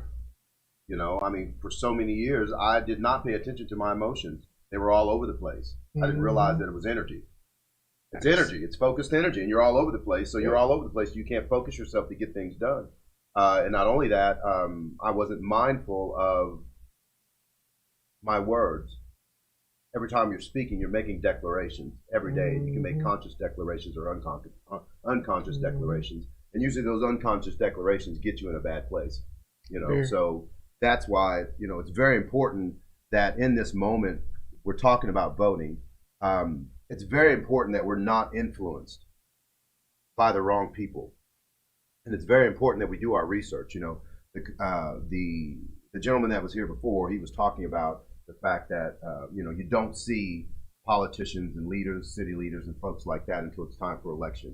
You know, my wife and I, we talk about that all the time. It's like, you know, you never hear from them. You never see them until it's time for election. And they've got their signs in your front yard on the corner of your neighborhood. They're doing TV. You know, it's like, hey, come on, where were you at? You know, we put you in office, and I want to continue to see you. You know, I want to continue for you to be in front of the community. I want you to continue to talk about what your agenda is and how you're going to unfold your agenda and how that affects me personally and how that affects my community. I think that's very important that we look for leaders like that, that are actually really going to stand behind what they say in that time. Well, I think the biggest problem is we, the people, have allowed the leaders to run us. Oh, absolutely. As opposed to us running. Absolutely. Listen, without the people, there is no government. And it's you know what I mean? And it's all about the money and the power. Yes. And the only way to do that, and you said, what would I do? I was in charge. Term limits. Absolutely. Term limits would Absolutely. stop 90% of this. Absolutely. These big pharma, all your major corporations are making our politicians rich at the expense of the public. Citizen. Absolutely.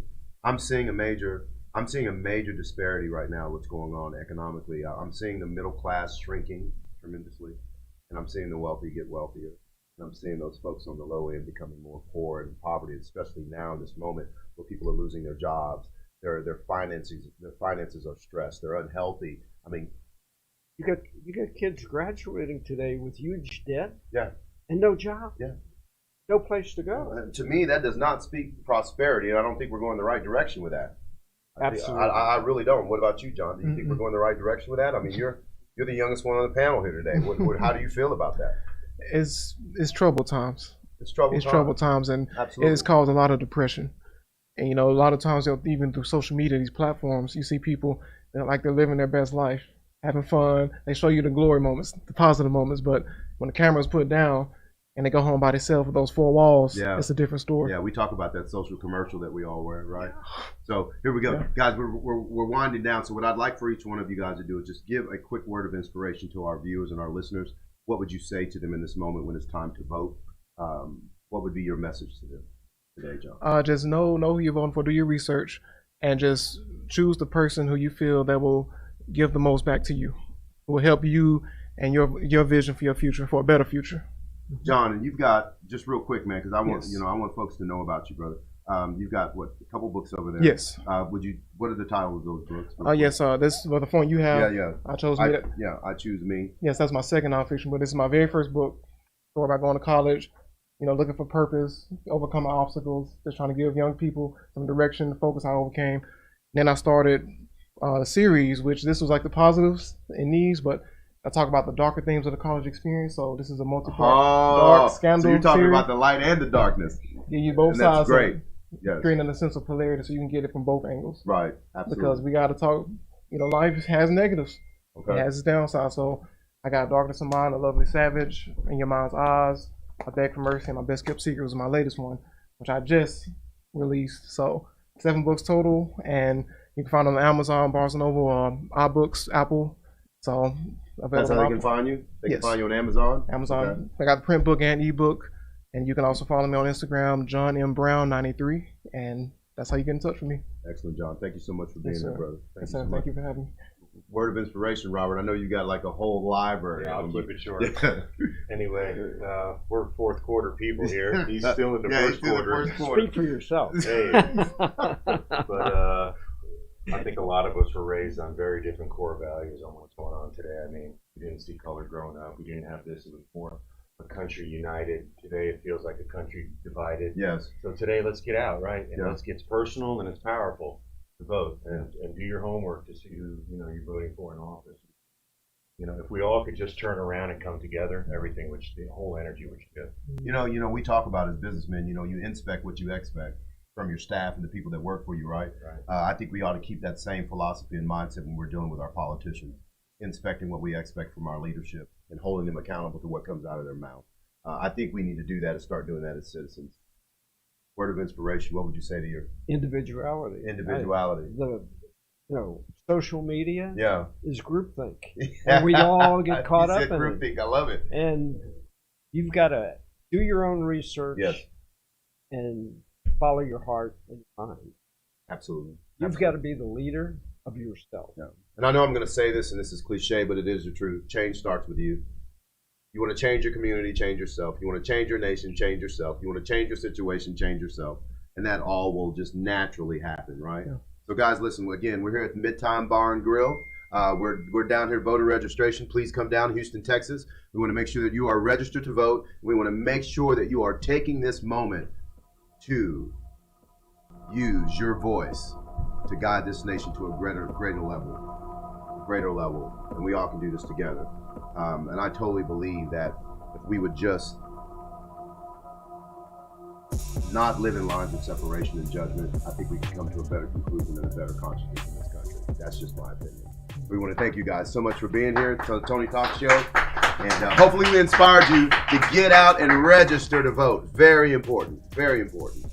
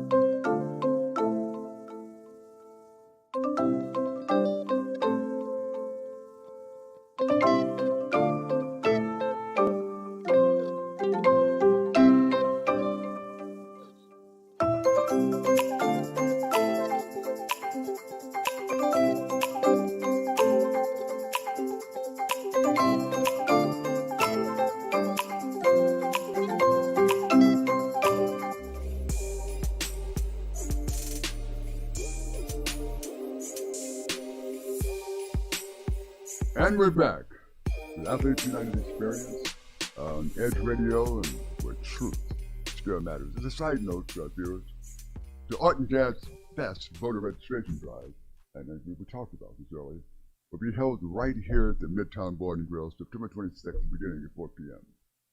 That is the Art Jazz Fest voter registration drive. So come on out, prepare to complete your civic duty, and vote your consciousness. Okay. As we broke, we're talking to Dr. Crystal Mark here, and she had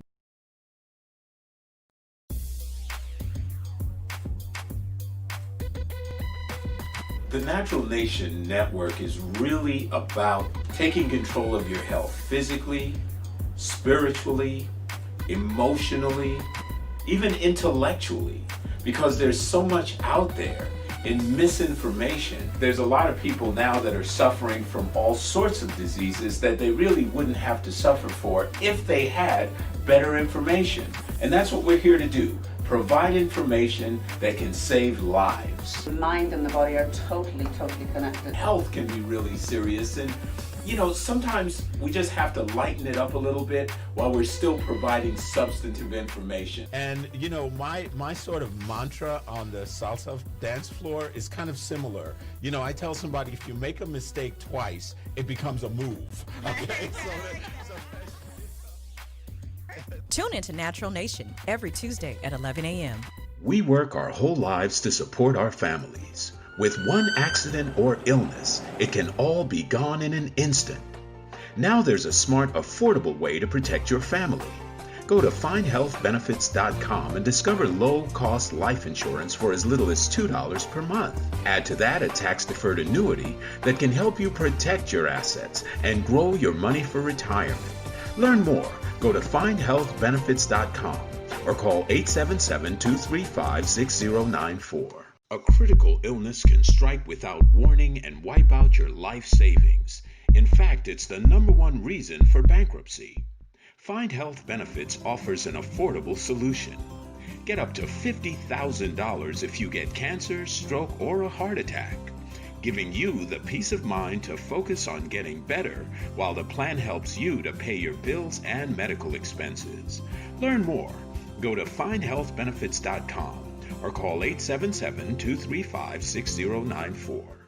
66% of seniors spend more time shopping for cable TV than Medicare plans. Most say because it's just too confusing.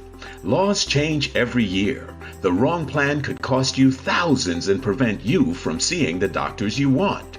Introducing FindHealthBenefits.com. Save time, save money, see specialists without referrals. Go to FindHealthBenefits.com or call 877-235-6094 for this informative brochure. Society is on the edge. Let's bring them back. Edge Radio, because truth still matters.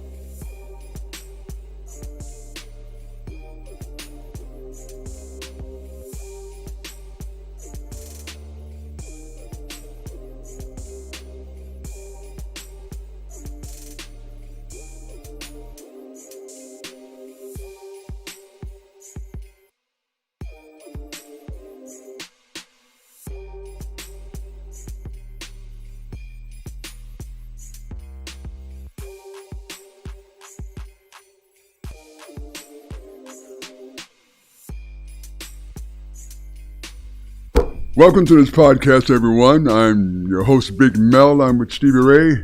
Huh? Hello, everybody. Indeed, indeed. I'm typically the host of a lively hour called Athletes United, which we put on the Edge Radio Network, and I have to mention where truth still matters. And I'm the host of the world's most dangerous radio show, Straight Shooting with Stevie Ray. Not as dangerous as the podcast, but very, very close. Very close. That's powerful. Because they let me do things like that. That's why they brought me in. They brought me to Edge to bring the edge. They bring the edge. Yeah, bring the edge. And to intimidate, Wait a minute. Wait a minute. That's a little bit stiff. To threaten various hosts. I like that word. Yeah, that's threaten. Not intimidate. Stevie Ray. Yes. Stevie Ray, listen. We have a condition right now, a social condition, if you will, and it's cultural. That affects the hearts and minds of all human beings. Mm-hmm. All platforms. For us, Catholics. Yes. What do you think of the cultural shift right now that's affecting athletes, and how urgency of BLM, hashtag BLM, affecting the social position of athletes in an unprecedented way, it seems? Well, when it comes to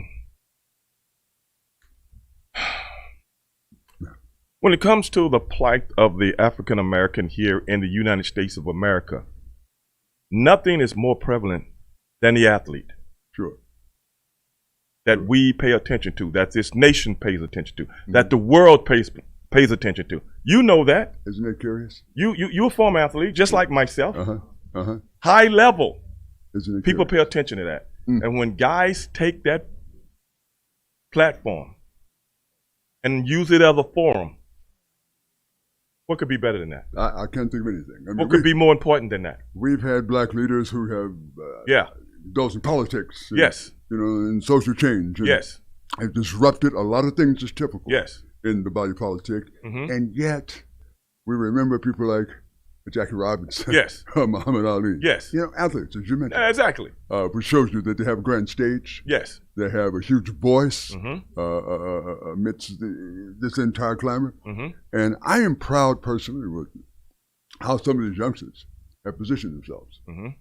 A LeBron James, a Dwayne Wade, a Carmelo Anthony, young sister from Japan. Would you give me a break? What's her name? Naomi Osaka? Something like that. Something like that, yeah. Makes it clear, unambiguously, that she's feeling it from a soul and cultural perspective, and she ain't taking it, if you will. She would like to express her unity and her solidarity with this movement, man. And that's huge. That's huge. That's unprecedented. It is. It is. In a sport like tennis. Come on. Quiet sports. Yes.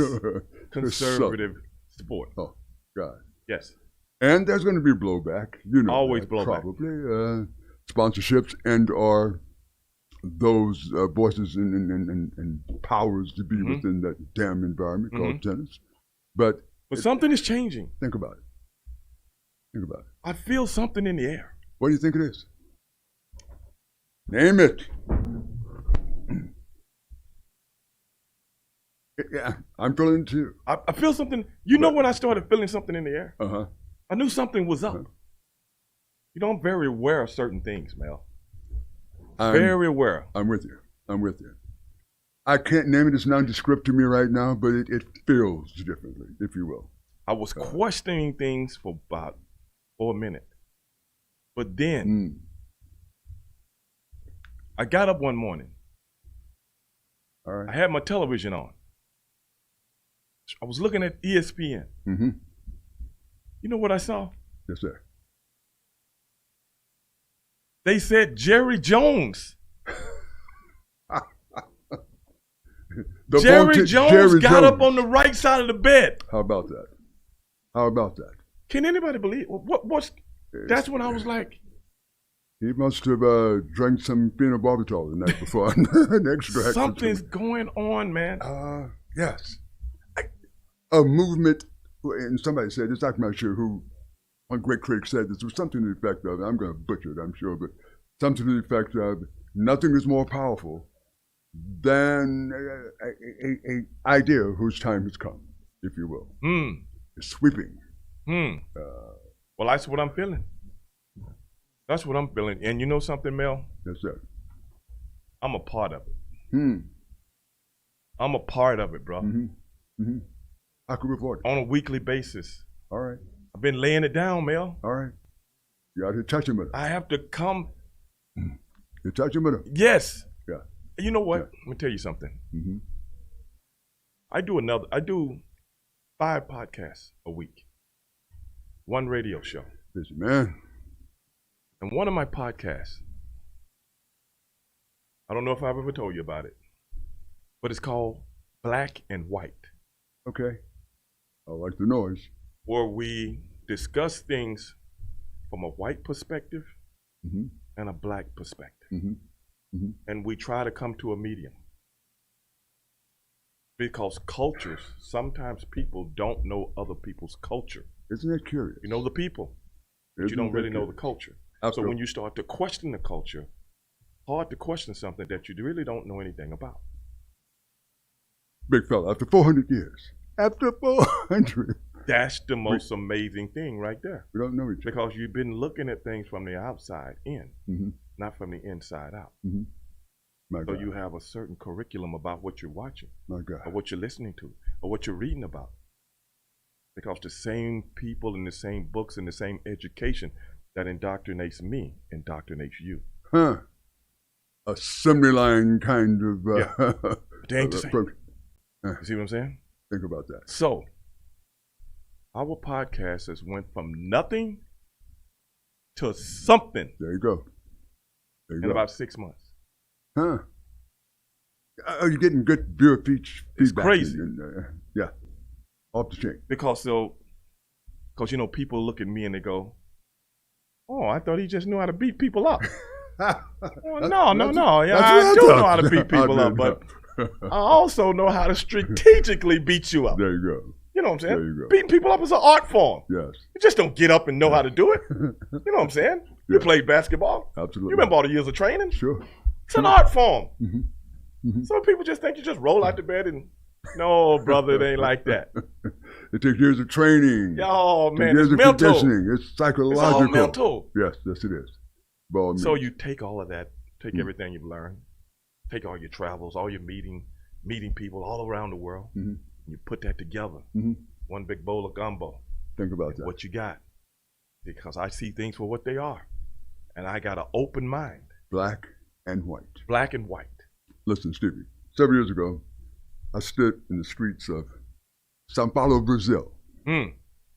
Better you than me. Oh, well, yeah. I'm not standing in the streets Huge of Sao city. Paulo, Brazil. Huge city. You know what I'm saying?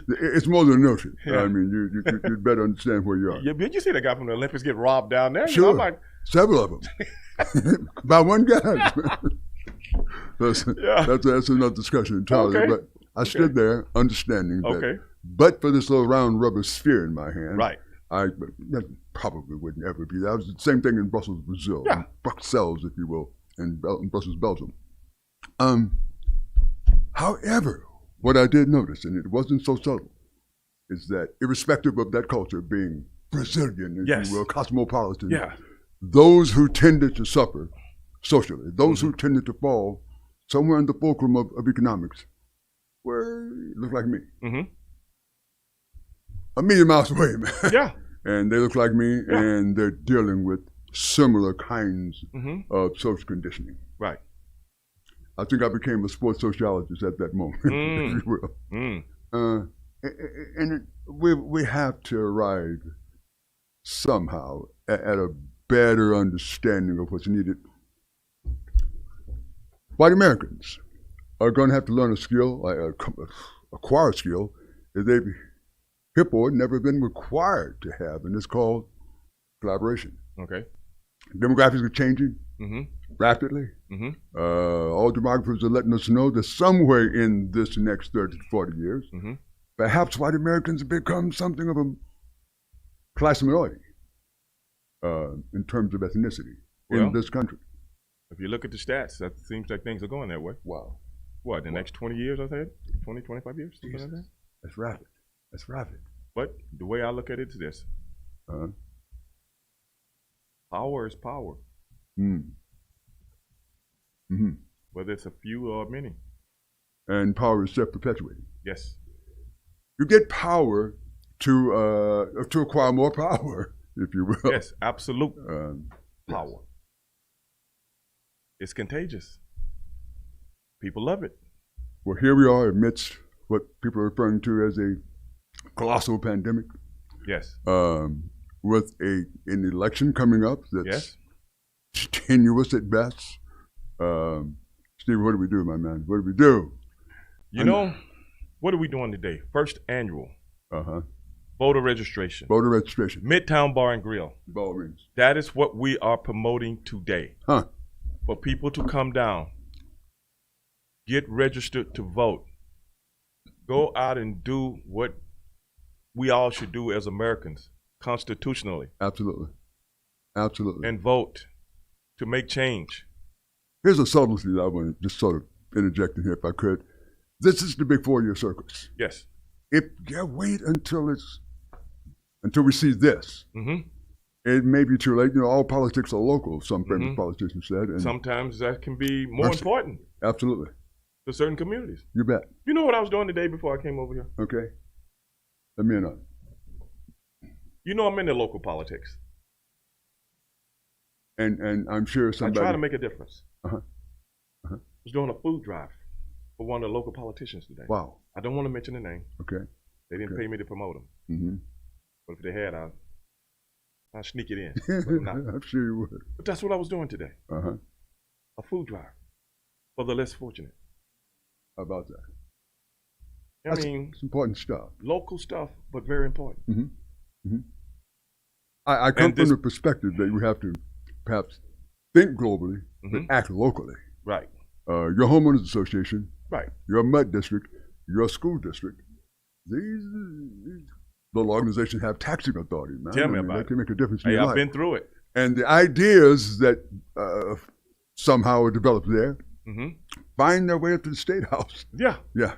Yeah. Which eventually finds its way into public policy. Exactly. Boy, come on. Come on, so that's why, you know, when we do what we do, when we put these people in office, you have to hold their feet to the fire. You keep hearing that. Yeah, man. You guys agree with that? You guys agree with that? I heard somebody give you an amen. By all means. By all means. We have to. Because I heard some people talking earlier.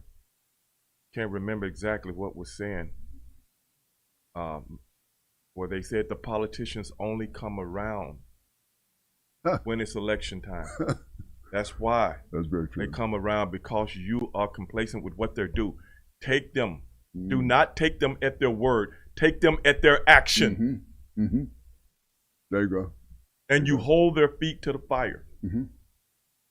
Because the only way you're going to get change is to demand it. Absolutely. And when they don't do what you expect for them to do and they promise to do, you get rid of them. Simple as that. Yes. Don't be like the Roman Empire. Huh. I fed you good. I entertained you good. And you forgot about what I was doing to you. That's what we see in American politics, state, local, national, all the time. Because everybody too busy to look and see what's really going on. So it's just a variety show, and we get lost somewhere in there, huh? Man, variety or reality? I hear you. Carol Burnett was variety. Real Housewives. We're going to hear that kind of songs. I'm reading you. I think, you know, but I think somewhere in the middle of that. Yeah. In the middle of both of them. Yeah. And is that what we are? Is that what we are? Where we are right now? I think that defines us, sort of. It truly does. We've gotten, I think, deliberately sort of complacent, and we're sort of disinvolved to a large degree. But it's set up that way. It's designed that way. Yes. As I mentioned earlier, it's there to re-perpetuate itself. Yes. Yes. And keep you at arm's length. Feed you like mushroom, and consequently, Well, you know me, Mel. I don't know about you. I don't know about all the other participants that are here for Edge Radio TV. I'm not wooed by the optics. I'm not, in essence, I'm listening. Mm-hmm. Mm-hmm. In essence, I'm comprehending. And in essence, I'm going to listen to what you say, and I'm going to remember what you said. There you go. You're not buying into the clown show.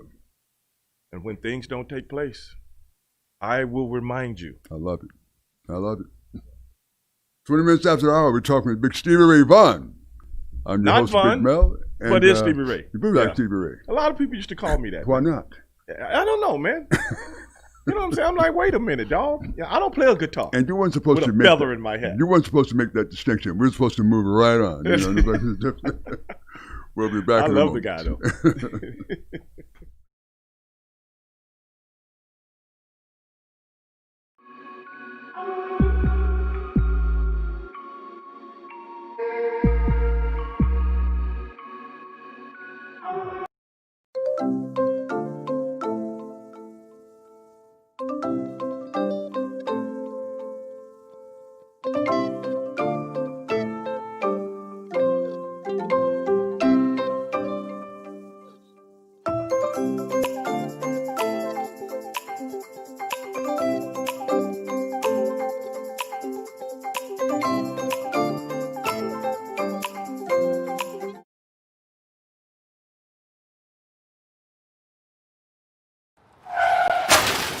We've been out of control since we got hit back in March 2020. Mortality rates keep climbing. Infection rates go up and down and then back up again. How long will this go on? No clear answer. Will a vaccine even be effective as this virus continues to spread and to mutate? No clear answers there either. I'm a trained nutritionist, herbologist, personal trainer, behavior modification, and stress sciences expert. I'm also a COVID-19 and pneumonia survivor. I've watched the continuous wall-to-wall news coverage, and while yes, wearing a mask and social distancing are crucial now, you're not being given important tools that you need in order to fortify your first line of defense, your best line of defense, which is your own immune system. What's going on here? There are simple, affordable, and natural ways to help build your immune system to fight any virus or bacteria now, and it starts inside of you. That's why I need to invite you to join me for Beyond the Mask, an intimate talk about vital ways to immediately begin boosting your immune system. Are you worried about the potentials of a second wave? Are you concerned now that your immune system may not be strong enough? Let me show you now the changes that will allow you to optimize it. Let me show you how to maximize your exercise benefits in a 12-minute routine that you'll do every other day to easily increase your metabolism, strengthen your respiratory and immune systems, and give you better circulation throughout your body. Listen, sugar feeds both bacteria and viruses. Let me show you ways to kick that sugar addiction now and to get some weight off. Let me share with you keys to better nutrition that boosts your immune system. We are all under too much stress, and stress weakens your immune system. It single-handedly leaves you vulnerable to all kinds of health issues and infections because stress reduces your immune cell numbers and their ability to function. Let me show you tools that you'll easily integrate into your daily life now to naturally reduce your stress cortisol response. I also want you to know about some nutritional supplements that have been shown to naturally improve your immune system and your overall health. Since January, there have been over 700 studies released worldwide on the relationship between COVID-19 and vitamin D3 deficiency. You need to know why. You want to improve your own immune defenses now, want to take back your control? Sign up today for Beyond the Mask and join me as I give you information and tools to easily get you back on track towards a healthier overall immune system now.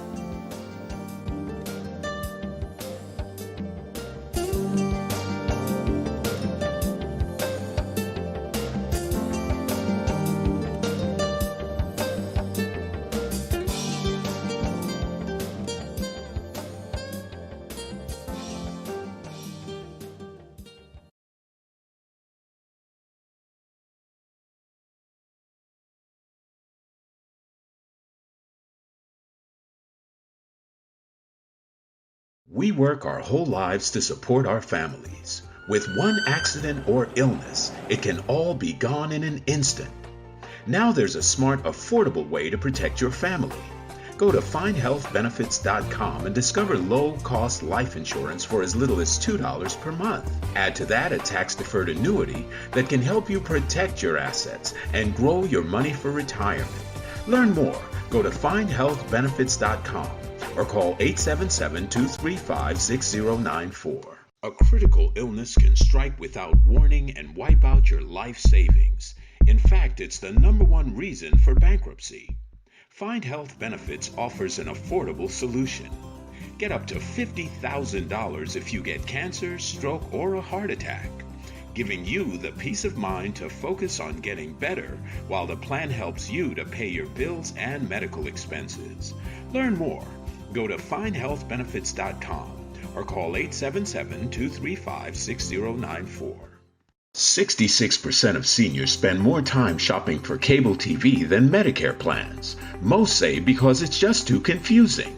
Laws change every year. The wrong plan could cost you thousands and prevent you from seeing the doctors you want. Introducing FindHealthBenefits.com. Save time, save money, see specialists without referrals. Go to FindHealthBenefits.com or call 877-235-6094 for this informative brochure. Society is on the edge. Let's bring them back. Edge Radio, because truth still matters. America was established by immigrants, for immigrants. Those who came to escape religious persecution, bigotry, and hatred.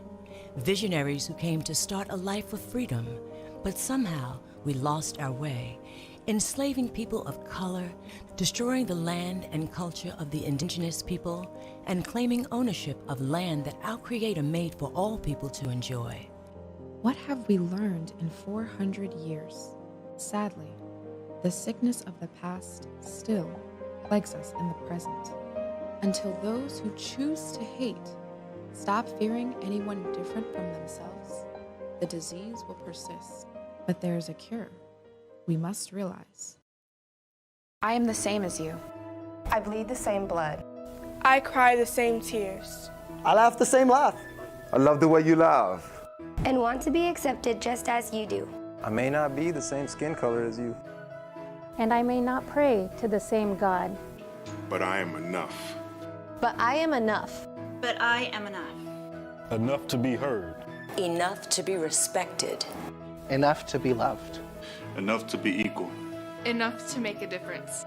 I am enough. I am enough. I am enough. I am enough. I am enough. I am enough. I am enough. I am enough. I am enough. Change is up to you. No matter your age, race, religion, or sexual orientation, take a stand. If you're in the presence of someone spewing hate from their heart, say something. Be vocal. Don't stand for that kind of ignorance. True change cannot be achieved with silence. Educate your family and friends who want to help but aren't sure how. It's time to stand up and become the change we want to see in the world. Together, we can make a difference.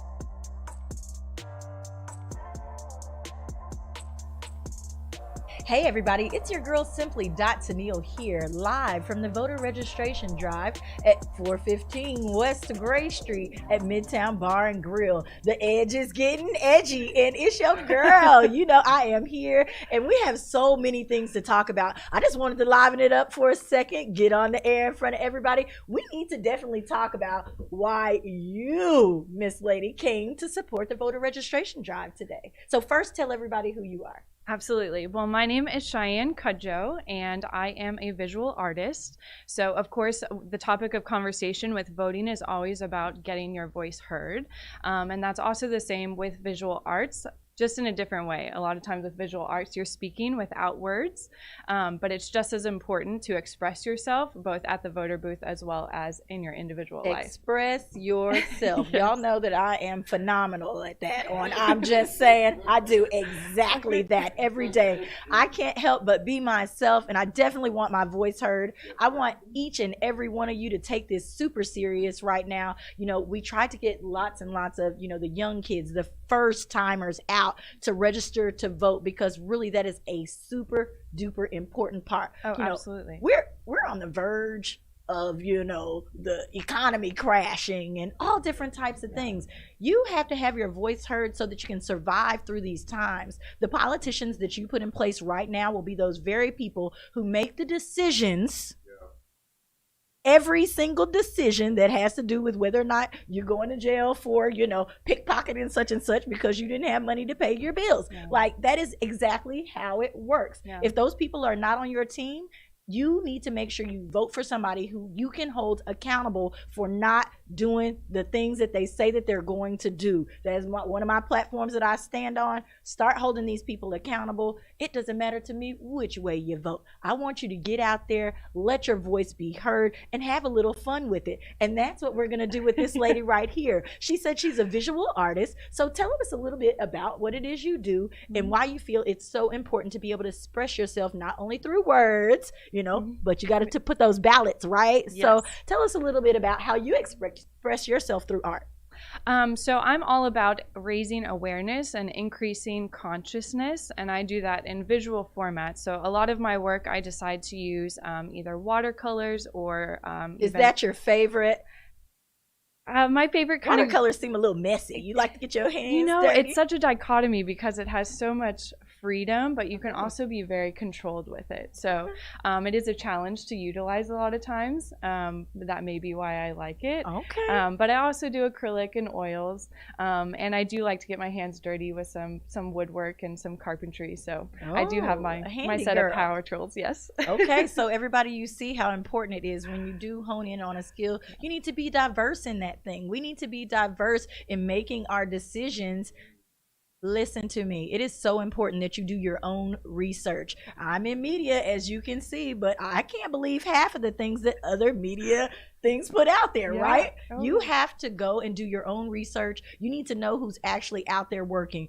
The Edge Radio, we're here. We're in the community right now. We've invited several people out to come and speak to you and tell you what's the real and what's going on. And then you got to hold them accountable once they do what they say they're going to do. Absolutely. I think just as important as doing your research and understanding who you're voting for, I think it's equally important to do the research on yourself, understand who you are as a person. And you talked about being real and expressing yourself for who you are. I think so many people are afraid to do that. They're afraid to be themselves for fear of judgment, for fear of ostracism, for whatever the case may be. But I think in order to really truly be able to get behind our political leaders, you need to get behind yourself, know what you stand for individually, and then you can find that in a political leader. And definitely know the hard-hitting topics that affect your community and where you live, because that's a hard thing. You know, it took me forever. I was living here and I couldn't understand, you know, why I couldn't vote for the mayoral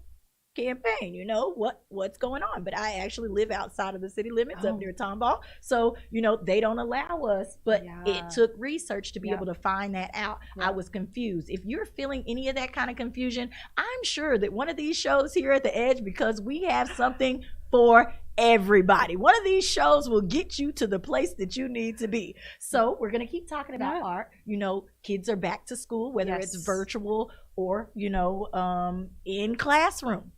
We're going to talk about them going to school, learning the art, lots of art forms being taken out of the schools right now because of funding and different reasons. Why do you feel it's important to have art in schools?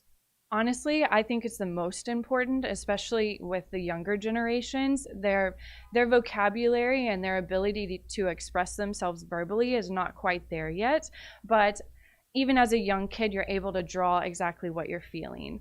So to take out the arts, whether that be visual arts, whether that be music or theater, the ability to express themselves in lots of different ways, I believe is critically important. And giving them different modalities to do that, because again, everybody is different and not everybody communicates the same way. So they need to be exposed how to express themselves by being exposed to diverse ways of doing that. All right. Did you hear that? Diversity. Yes. Tell everybody a little bit about where you're from and how you came to, because you could pick several different types of art. Yeah. What kind of let you know that painting was your thing, if you will? Well, I've always been interested in the arts. I actually started off going to college to be a doctor, and then I had an art minor. But painting specifically, I felt I was able to do a variety of different things. I can paint on a flat surface, I can paint on something sculptural, I can paint something realistic, I can paint something abstract.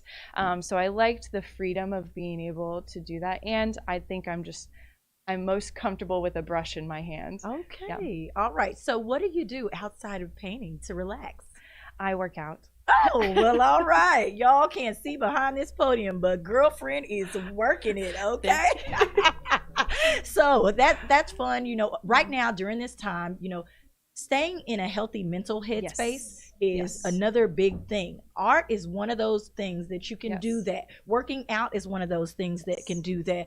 Just to talk to people in regards to art forms and helping people mentally, what's one of the things that they kind of suggest that people get into during a time like this? We're in a pandemic, we're voting in a new president or not, if you will. What's one of the things that they suggest that you do to keep you in that mental headspace when it comes to art?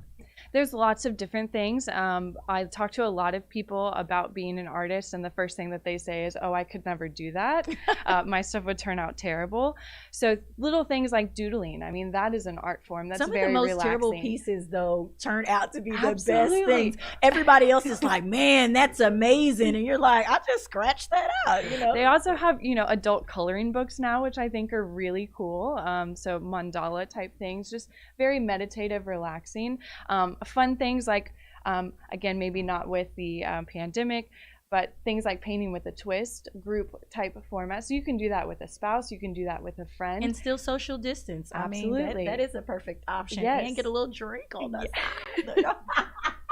I just think taking away the expectation of what that piece is going to turn out like. I think so many people stress about the end product and they forget about the journey.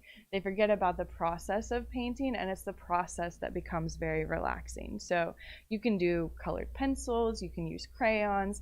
For me, all art is acceptable. So whether that be craft or whether that be what's considered fine art like oil painting, you can get involved in any way and it still be art and relaxing to the mind. Okay, well, let's say this to the parent out there who's always saying, I don't want my child to be a starving artist, because I love to encourage kids to do different things, but I also really love to talk about the business side of things. I'm a business person. I'm driven toward getting the dollar. Okay.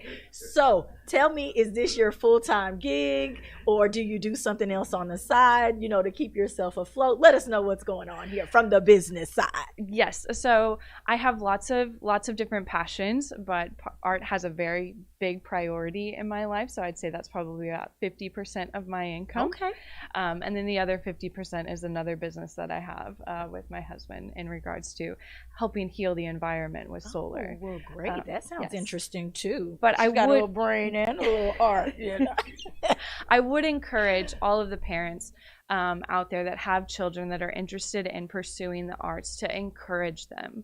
I am working very, very hard to get rid of the mindset of a starving artist, because that is what it is. It is a mindset. Okay. There are so many arts out there, and art is being sold every single day. So the ability to make money in the arts is there.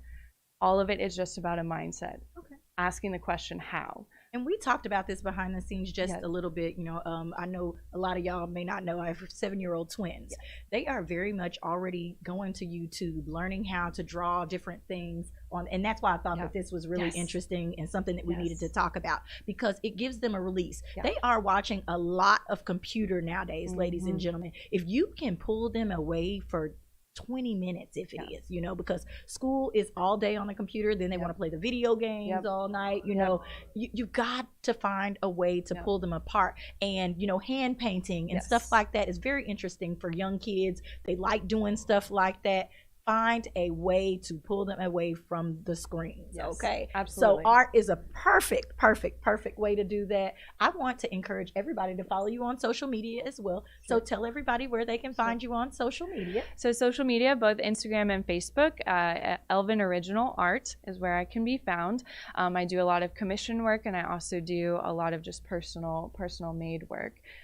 So I can be found there. Last thing, how did you get hooked up with The Edge today? So The Edge, I was introduced to Oscar. So my wonderful husband actually met Oscar, and I had the pleasure and opportunity of becoming part of Edge as well through him. So all right, ladies and gentlemen, love what he stands for. Okay, so remember that The Edge is here for everybody. We are not set down to one thing. We are broad and open-minded. We want to talk about all of those topics that you guys have out there. We definitely need y'all to pour those into us. Make sure you follow the Edge Radio Network, which is where we are here today with Miss Cheyenne, and we're talking all about art. We're going to let it go because there's so many other interesting people that we have to introduce you guys to today. I am simply Tennille on social media, on Instagram. I like everybody to follow that page because I don't have to worry about trying to delete somebody for you to come on. So ladies and gentlemen, we are here at the Edge Radio Network. I am the host of I'm Just Saying. You can catch me at 8:30 a.m. on Tuesday and Thursday mornings, and we'll be back.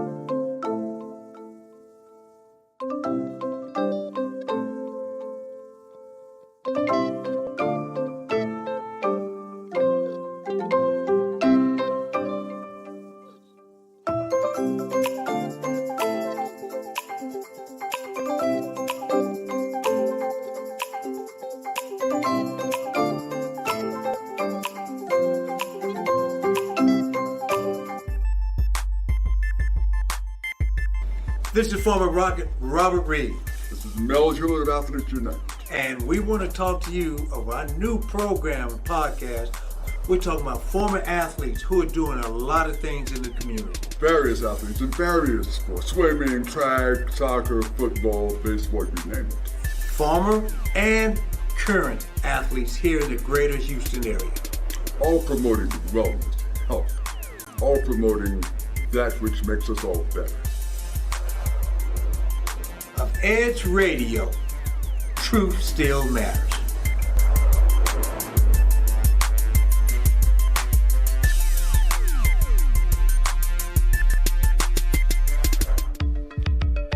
Are you a small business owner concerned about the downturn in the economy? Top business leaders like Mattress Mac and Warren Buffett will tell you that now is the time to promote your business more than ever. People need your services. Your business needs an edge. Learn about special advertising packages for small businesses right here on Edge Radio. find out more, give us a call at 281-744-0446. That's 281-744-0446. EDGE, because truth still matters.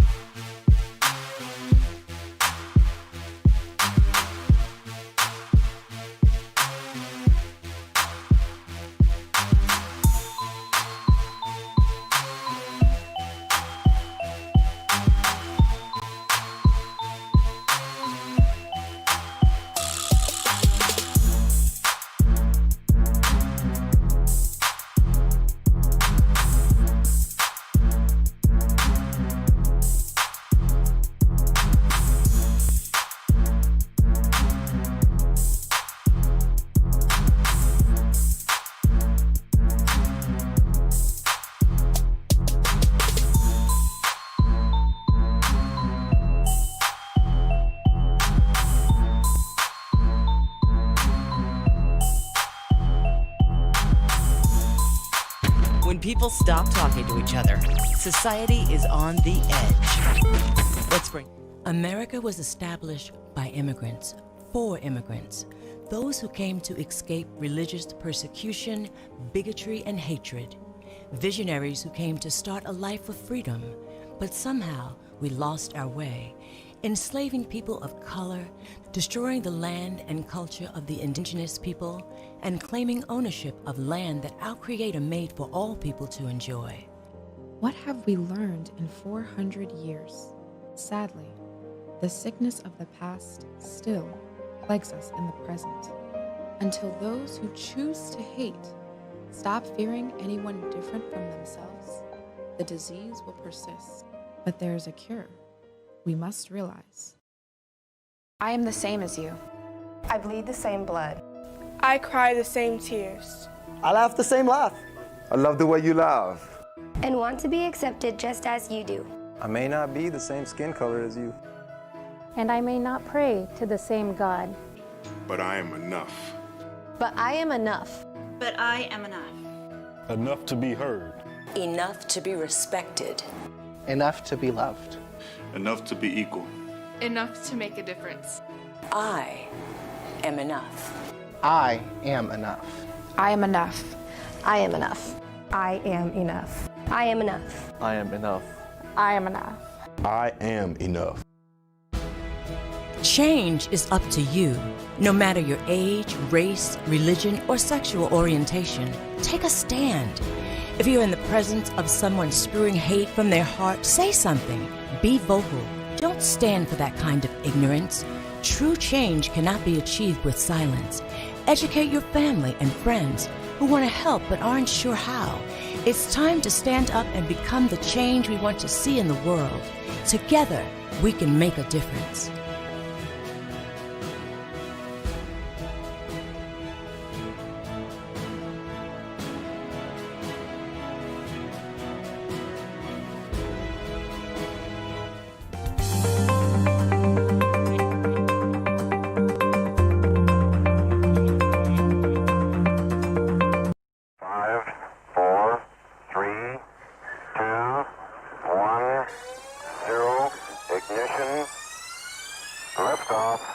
Don't push me because I'm close to the edge. I'm trying not to lose my head. Hey, this is the Talk About Unity show where I bring the talk. And I bring the unity. And together we talk about unity. Unity is what matters. Come on. And right now in our country, that's what we've got to do. So we do that here at Talk About Unity on the Edge Radio Network. Be with us every week. It's going to be awesome.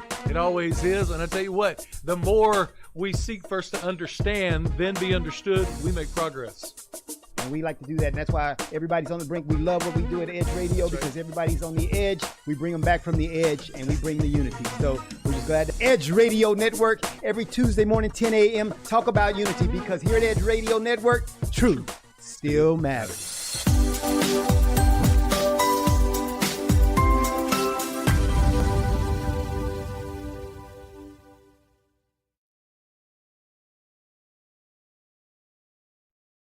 Hey, 大家好，我是傅凯，这是我的好朋友 Chris Holland。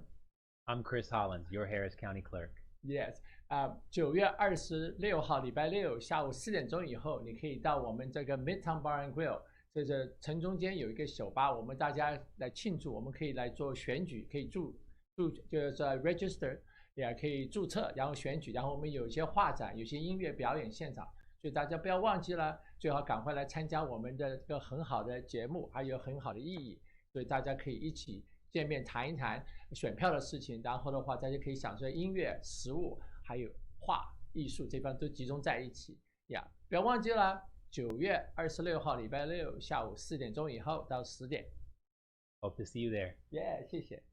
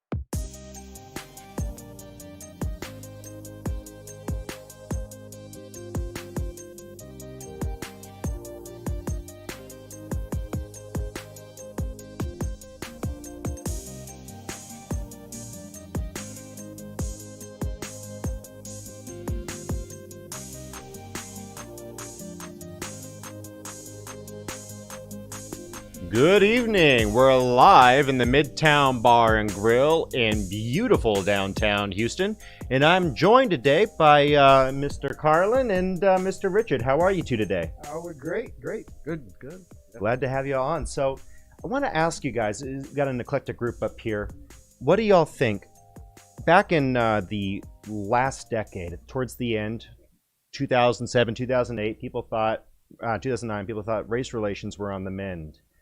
Do you think that things have changed decade to decade? And if so, how and why?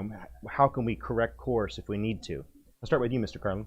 Okay, yeah. Oh, I've definitely got an opinion on that. Of course, I'm the executive director of Erase Race, which is a concept I came up with a few years ago where I said race is the villain and we kind of need to do away with that concept. And so I've been analyzing this definitely over the last decade and more.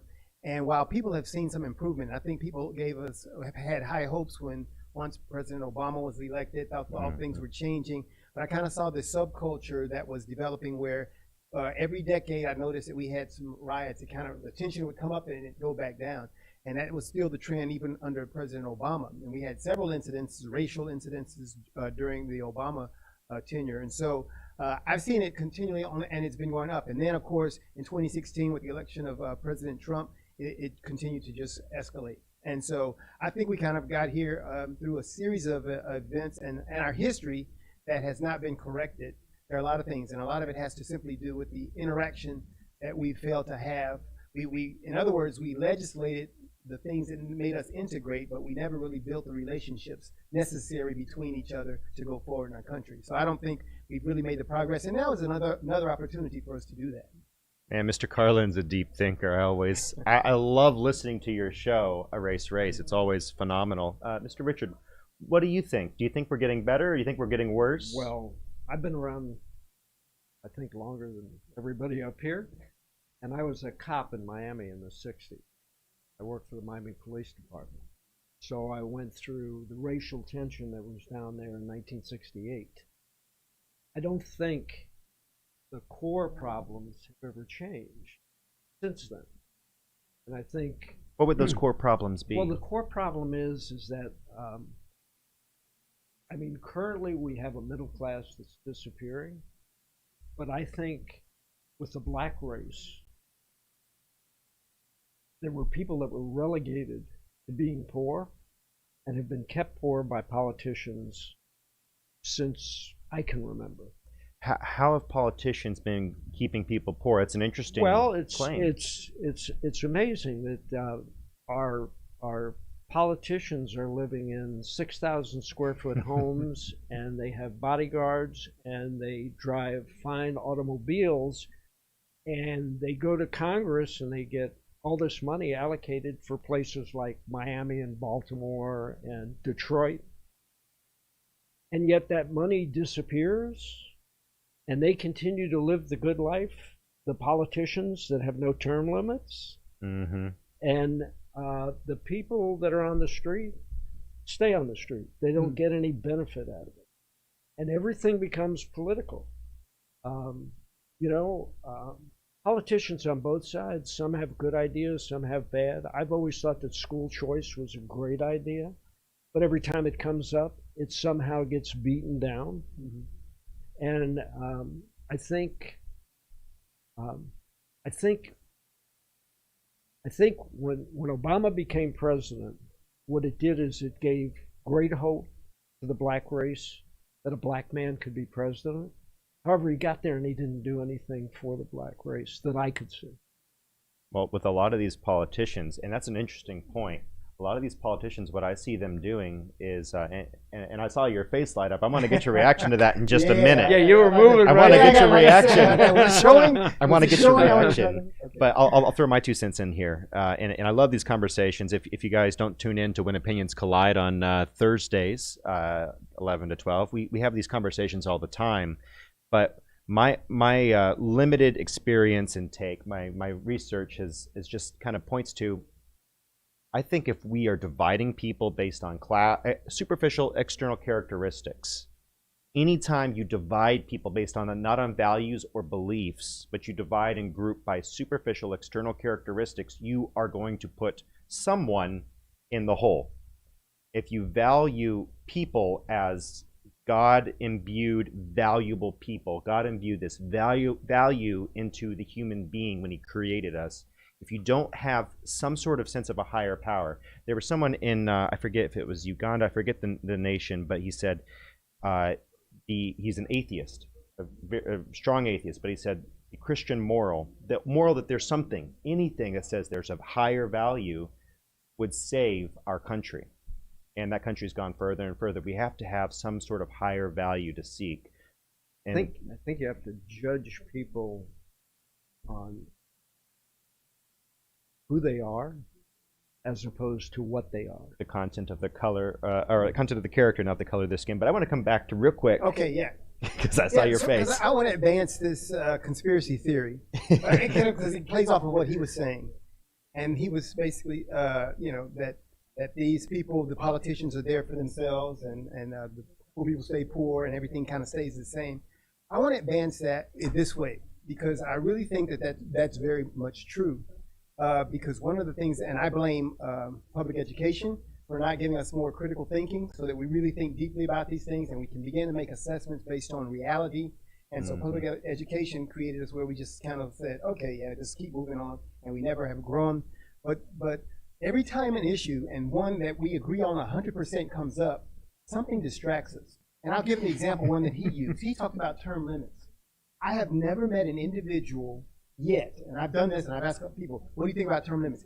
100%.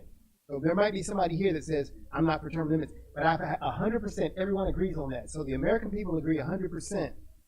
If that happens, and a politician, which happened last year, about 10 months ago, a politician brought that up and said, a senator said, we need term limits.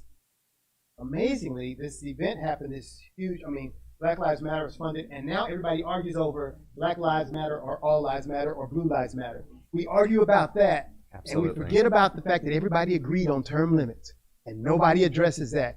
So that's my conspiracy theory. I go, whoa, big distractor. And I think there's something to it. Well, how do you line your pockets if you're limited in term? Agreed. As a politician. Of course. You have politicians that have been there for 40, 50, 60 years and have never done anything else in their life and have amassed this great wealth. Well, how do you amass that kind of wealth? Yes. Well, you know, if you push what gets you wealthy, like the teachers union, or like big pharma, you know, the cost of drugs. I mean, I went through cancer for 27 years. So sorry. I looked at some of the bills. Luckily, I had insurance. I looked at the bills. They'd give me an infusion. $52,000 for a quart of something. Well, that's now, another conversation to have why the government shouldn't be involved in regulating that. But right. they're just bad at everything they do. But it's all into the same bucket. And the problem that we have is the people that we put in Congress, in order to do something like term limits, you need a supermajority. 51 votes don't hack it.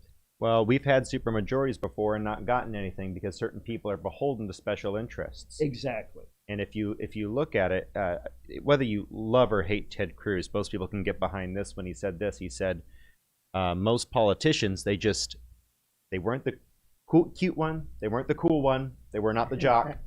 They're old, losing their hair, and they're stupid, and they're 40 years old, and the only thing that they have is, yes, Senator, yes, Congresswoman, yes, whatever it is. They love that fame and that power. And so they'll do anything to stay in power, including promise the world and deliver nothing to the community that they swore to uphold their values. That's true. And on the ideology side of that, there's a author, Isabel Wilkerson, who wrote a book called Caste, The Origin of Our Discontent. A book, it's number 2 on the bestseller list right now, which makes a really good case for where we are with this concept of race. And it basically says that we've built into America a caste system, and which I call race. She defers to it as race summit. If she said race the whole time, it'd be exactly my belief, because she says that, and it doesn't allow people to escape out of that situation. And so that kind of feeds into all this. It feeds into not just skin color, but how society sees you, and you can never escape that thing. So people who are down there, and politicians have a reason to keep them down there because they're in that class system. So. And I forget who said this, but it was about the Greco-Roman Empire. They said the moment that people realized that they could vote themselves money was the doom of that democracy. I mean, we don't live in a democracy. We live in a democratic republic of representation to avoid that. To avoid the minority being overruled by the majority. Which now has become somewhat worse if you look at what's going on during this pandemic. Now we have fiefdoms that are built in cities where mayors now have the ability to say, you can or cannot do this, or you can or cannot have that. Cuomo came out the other day and he said, because he hates Trump, but he said, I don't believe what he says about a vaccine, so he's going to hold 8.5 million people in New York hostage until he's sure that this drug is okay for them. Last time I looked, we were in the United States. Why can't I make my decision whether I want to take it or not? Yeah, so that's an interesting conversation on sadism. We could get into the COVID thing. I'm hoping to have some doctors to come on and talk about that, but absolutely. I could act like a doctor. I don't play one on TV either. So what do you think about that? The whole situation with COVID, there are folks who blame that on, they said that because it affects certain populations more, it is a racist, or it's a race issue that is causing that. Yeah. And so once again, and race is a catch-all for everything that happens. First of all, you don't get to double down on it simply because you use it in the first place. If you have people segregated and separated based on skin color, and then if the hurricane comes into town and it hits one particular part of the town, then it would get a large majority of that percentage of the population because they're all together. So we've doubled down on it by, first of all, installing racial ideas, racial practices, segregation, and so anything that happens then becomes race. And so it furthers, it makes everybody go, wow, it reinforces the fact that, wow, race is real, because they look at the results. from what they've done. Well, it's confirmation bias primarily. Bias. But then, if you want to talk about systemic discrimination, obviously we had real systemic discrimination not in a lot of people's recent memory. I mean, as late as the 60s and 70s, 80s. But some people say there's systemic discrimination today, and I don't know if I would agree with it in the term of the 60s or 70s, but I think there's a new sort of situation that LBJ brought in when he started pushing, you can have this welfare check if the man's not in the house. Yes. You can have that. So what are your thoughts? I'm going to go to you and to you, and we'll come around. Well, two things. The first one is, when you say systemic basically could also mean that we've got poor leadership. I agree. So I would Amen. call, that's what's systemic. If you've got poor leadership, then they will continue to do the same old things, and they don't fix the problems of a bad system. Because they want to run the same issue. Yes, because a good leader will fix a bad system.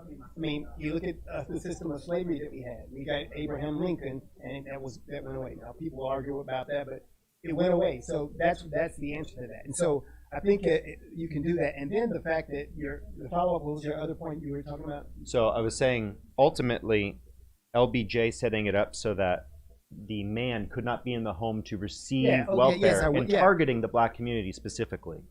Yeah, and so while you have a bad system on that side where he was doing those things, there's also some responsibility for the family and for the home, for people to say, okay, but I'm responsible. Oh, you mean people have agency? People have agency. My mom and dad were married 60 years, and they understood that it was their responsibility. We didn't get to use any of that stuff as an excuse. Nothing was an excuse. But now, government is dad. Government is dad.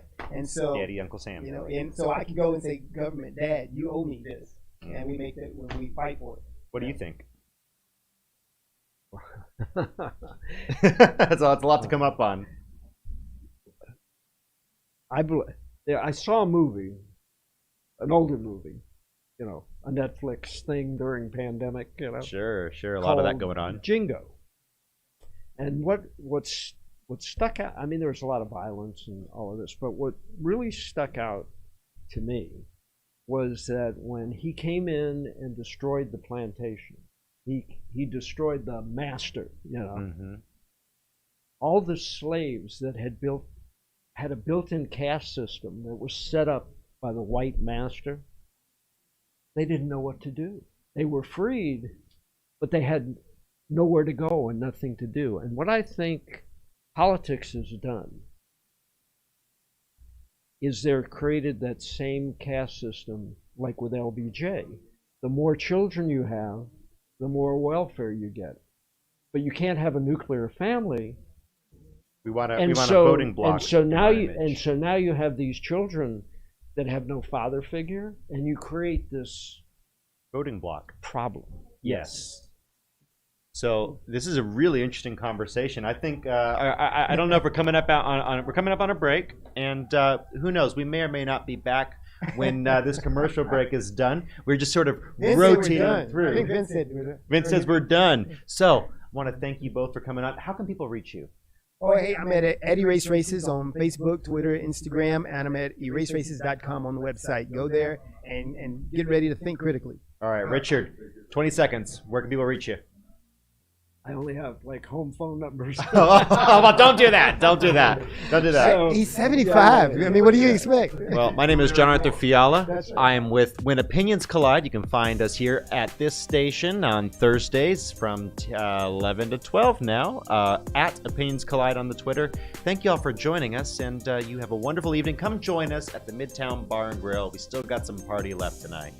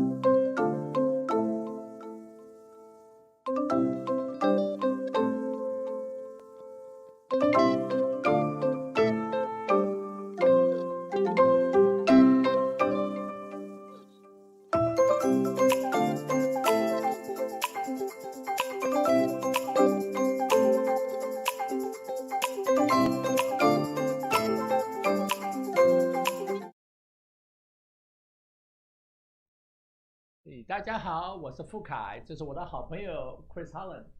I'm Chris Hollins, your Harris County clerk.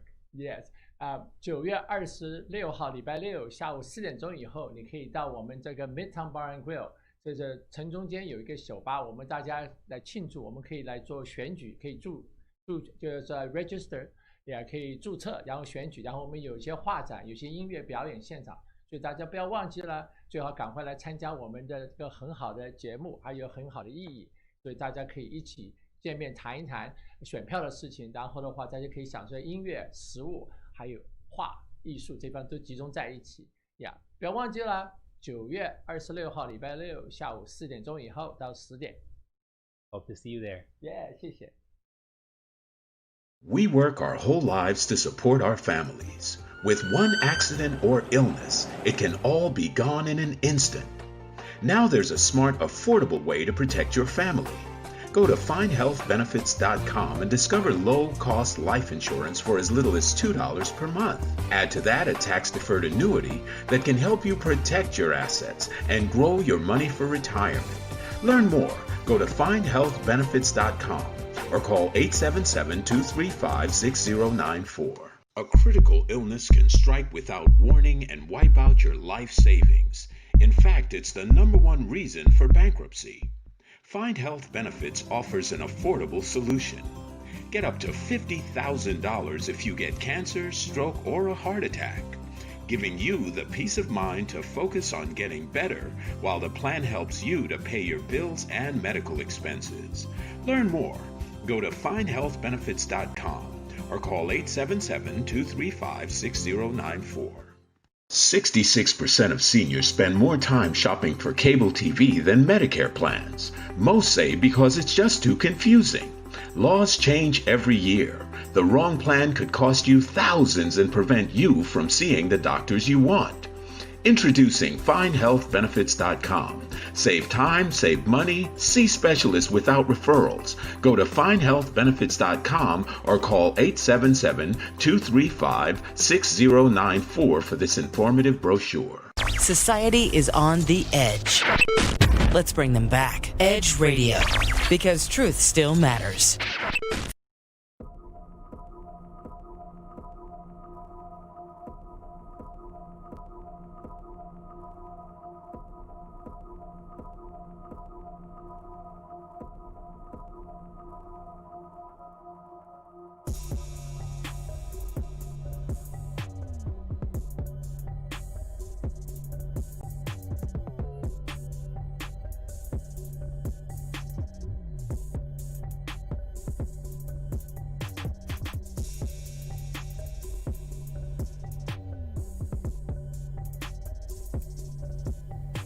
Welcome to the Tony Talk Show. We are here on Wednesday mornings at 11 a.m. on Edge Radio. Today's mission today, of course, is to bring awareness to voter registration. We're down here at Midtown Bar and Grill in Houston, Texas. Down here having a good time, getting people registered to vote so that your voice can be heard. I know a lot of you guys, you sit back and you complain. What? Complain about what's going on in this country, right? Oh. But you're not voting. Hey. Is something wrong with that, Robert? Plenty. Your word is power. I hate those folks, man, that sit around and, our government's doing this and but you're not voting. You're not registered to vote. You have never voted. I heard something today that was absolutely insane, but I was really happy about it as well. This is Mike Tyson's first time voting. Wow. Yeah. Really? Did you hear that? Did you hear that as well? I did not know. You didn't hear that? Well, you know what? Before we get going real good, I better introduce you guys. So, of course, got Robert here from Heritage Contracting Services, right? Robert, why don't you tell us what you do? What is Heritage Contracting Services? What do you do? We are a business that's been around 35 years, started in Florida. We are roofing, certified roofing contractor. How long you been in the business? You've been in it for a while, haven't you? 35 years, Yeah, since yeah. before Hurricane Andrew in 1992. is when I started. Wow. Been through 28 hurricanes. I don't know. What did you do how many before tours. that, though? I know you were an artist at one point, right? Well, I'll tell you played- what. Well, What? I manufactured candles, actually. Really? Yep. I designed those few candle lines. I brought them to the marketplace, and I wound up in. Didn't think I was going to make it to 1,500 stores in 3 months. Wow. But I took a craft. I had to take the craft out of the craft, bring it to the production, and next thing you know, we were in Bed Bath & Beyond, Wicks and Sticks and Linens and things, and multiple catalogs and all that. So you got out of that business. Was in that business for 10 years. Right, and got into the... But I was into contracting before. My wife and I at the time got out of that, had an opportunity. Started in the garage, made it, So you were in business with your wife at one time. Right. That's challenging. I'm Right. in business with my wife. We'll talk about that a little bit more Work as well. comes home and home goes to work. Right? Exactly. But anyway. Well, you know what? And you the thing about work is that, you know, when you're doing things that you love, it's not work, it's passion. Sure. And it never turns off. You know, that's the thing that's where I am. It never shuts off for me. I wake up with a mission, and I try to accomplish my mission before I lay my head down at night. So also we have a great guest here today, right? Jay Hansen. Hassan. Hassan. Absolutely. Hassan, tell us what you do. Well, I came out to Houston to teach. I'm a speech teacher by trade. And, of course, Corona kind of shut the planet down. When you said you came to Houston, Jay, where'd you come from? I moved from El Paso. El Paso, Texas. Absolutely. And when I tell people what I do and what I teach, everyone has the same response. Oh, I hated that. I hated speech. Who wants to get up in front of people and talk? I get it. You know what cracks me up when people say that? Every day you walk out of your house, you're getting in front of people and you're talking. What's up with that? So everybody that I talked to, I hated that. You wouldn't hate my class. My classes were awesome. They were fantastic, and people liked getting up and talking because I would tell the kids at the beginning, first day, I do not care. Okay, let me ask you a question. What What demographic of kids were you working with, though? Oh, it was were there teenagers? Of course, it was high school age. Okay. So you're talking your seniors, your sophomores and juniors, Right. typically. Right. But I would tell them, I do not care what you think. I care that you think. Whoa. So if you're stop. I want you to say that again. Right? Say that slow again. I love it. I do not care what you think. I care that you think. And the main thing is, I didn't care if they disagreed with me on anything. Right. Call me an idiot. I don't care. Just I want to make sure your wheels are spinning. I want to make sure you are saying what's there. You know, I'll tell you something, Jay. I think one of the biggest issues that we have in this country right now is that we don't critically think. We don't look at the whole before we make a decision on things. You know what I mean? It's always slanted. It's always slanted to my perspective. It's always slanted to my religion. It's always slanted to my political view. Exactly. It's never let me look at it for what it is. Let me make my own critical judgment in thinking about it. Exactly, and that goes in with the confirmation bias. We're going to seek out information that confirms what we already think. So we can say, well, we're looking this up and we look this up, but you're really just looking for the parts that you agree with, that agree with you, right? So you can be right. Right. Now, well, that's a real big state of. That's crazy, right? That's crazy. What he's saying is right. So. Well, sure. What is your perspective on that one? Well, any new information, the first thing we want to do is balk. And a lot of our thinking has been handed down from generations to generations. So, along with everything we've talked about here on the show since I've been around tonight. And, it's just really at the personal level and at the local level is where we start making changes like you do in the classroom. We do at the door. Right. Absolutely. Tony and I met because he's involved in solar. I'm in roofing. So we got the cake and we want to put the icing on it. Absolutely. It's a perfect match. And we met at the gym, doing flies right at the corner there. Absolutely. And long story short, he took a picture of my card or my sign on my truck 2 months before that. Yeah. Perfect. And lo and behold, through, paying attention to your intentions about how you want to collaborate to dominate your industry, make a dream work, bam, we meet in the gym. There it is. Like most of us and here. we both had the same mentors, pretty much. Pretty much the the same same people. people. It was like, it was So ridiculous. the law of attraction was at work. What people don't understand, again, guys, today what we're actually talking about is we're talking about human optimization. Human optimization. How do you optimize yourself to maximize yourself to achieve the things that you desire in your life? How do you do that? You know, I came from a very, very, very tough background, a lot of challenges in my life. And I know one thing that I had to change my life and to change my condition. I had to change my mind. I had to change what I was thinking. I had to change living a life full of excuses. I had to take responsibility for what I was thinking, take responsibility for what I was saying, and then I could take responsibility for what I was doing. And then my life changed. And I know you and we talked about that. And you had to do the same thing, didn't you, Robert?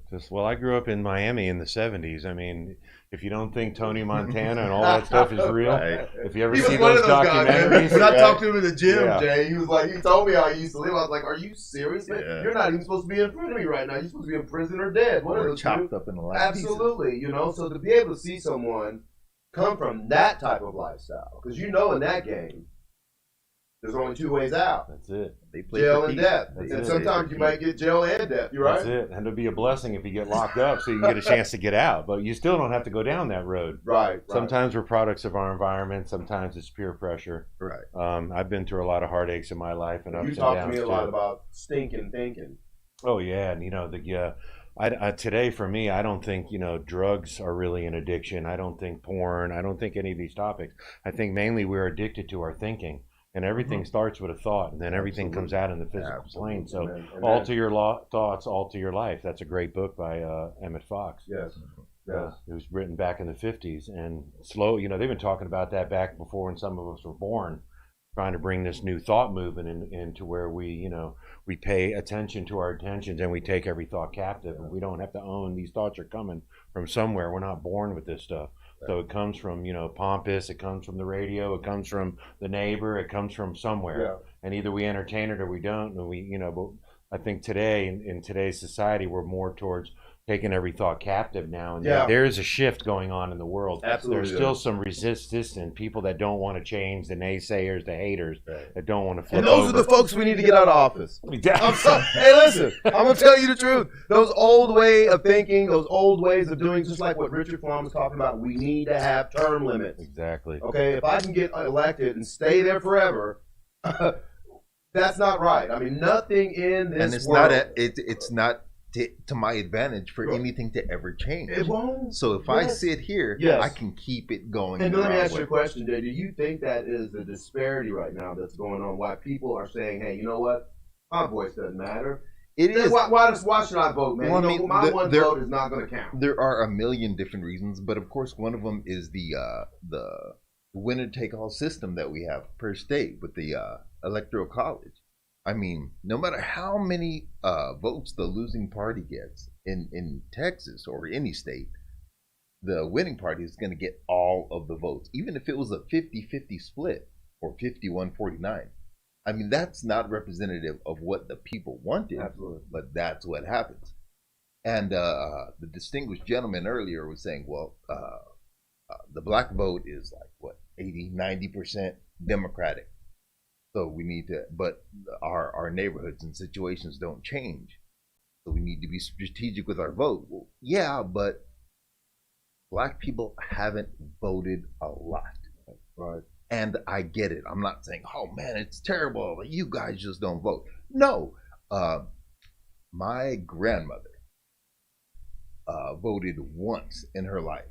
Once. Now, she was a sharecropper in Georgia as a little girl. Wow. Then moved to New Jersey Wow. in the Great Migration. Right. So she came up through all of it. So she votes for Kennedy.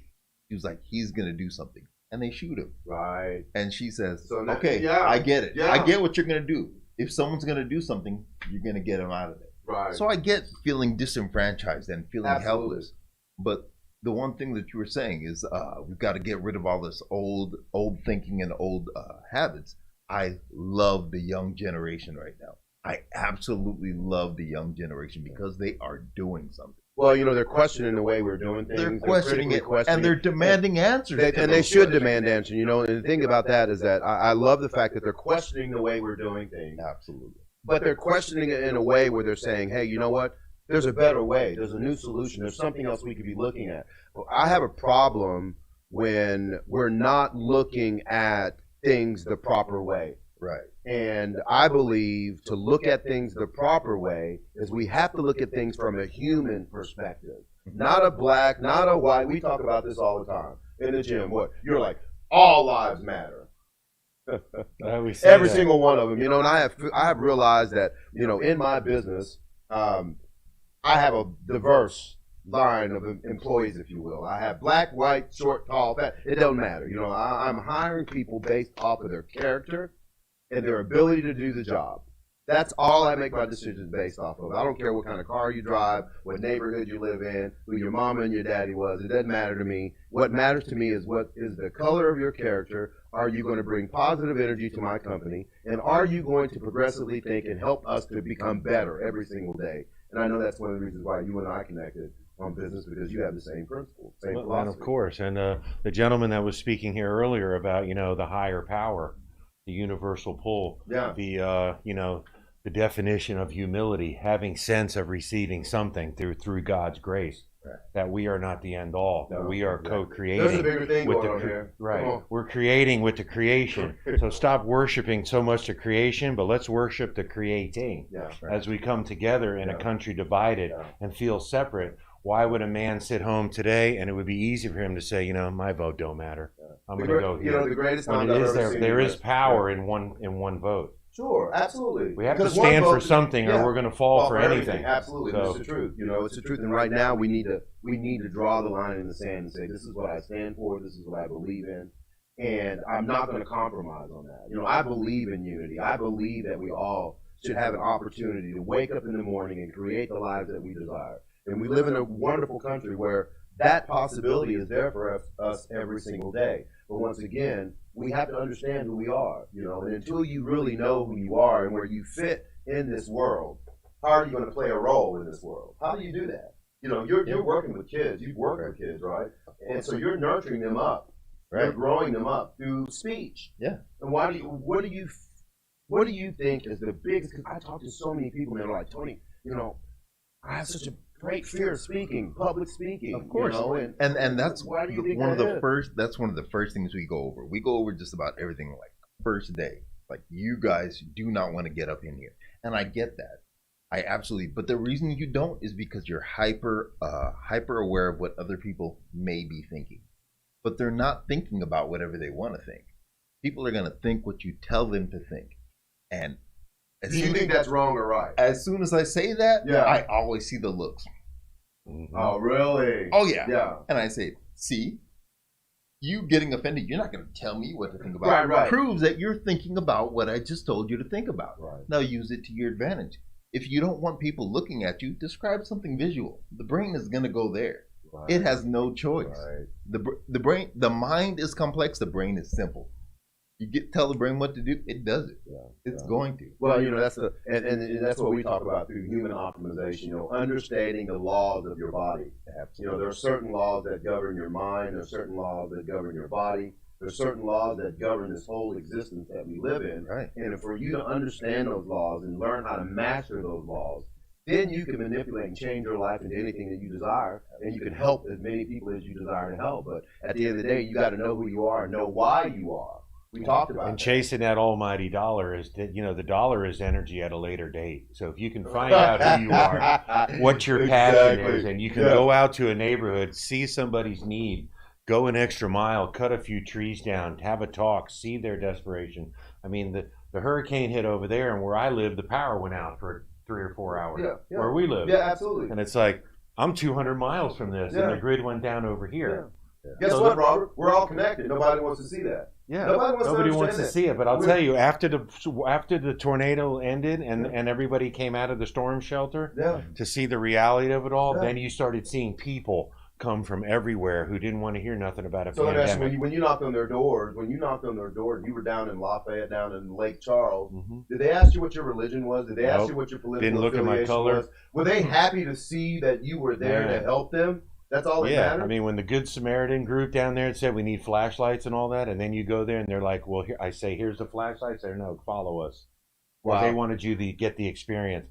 Not that you give it to them and then they give it to them. You go to the door and you see the need and you give it to them, and it's It's what you're seeking your whole life. Amen. It's, Amen. it's There helping you go. others. Amen. It's not the self-seeking. And Jay, you know what, Jay? Right now, you're with Edge Radio, right? That's right. You're the account executive for Edge Radio. Absolutely. So, what is your mission now with Edge Radio? Well, to help people out, to solve some of the problems that people have. They want to be able to reach different people. Yeah. That's what we're going to get them to do. Right. So we're all about solutions here at Edge Radio. We want to bring you in. We want to bring consciousness. You know, truth matters here at Edge Radio. We will always tell you the truth. You know, we talk about my job is to tell you the truth. Your job is to make a decision to see if that truth fits in your life and if it fits for you. So, you know, once again, we're really glad to be here. We're glad that you guys are here with us. This is Tony Talk Radio, talking about human optimization. Once again, we're here Wednesday mornings at 11 a.m. Robert, thank you so much for coming through. We appreciate it, brother, and sharing your wisdom and your knowledge. Thank you. Mr. Hassan, you got it, bitch. It's a blessing, brother. Thank you so much. Thank you for what you do. Yes, sir. Not only for our communities, but also what you're doing for Edge Radio. We really appreciate it. Absolutely. Okay, are you registered to vote, baby? Of course. Excellent. Are you registered to vote? Absolutely. Excellent. So am I. Everybody get registered to vote. It's our time, November 13th. Time for change. Amen? Amen. Amen. Tony Talks Radio, Wednesday morning, 11 a.m. Edge Radio. The truth matters. Stay tuned.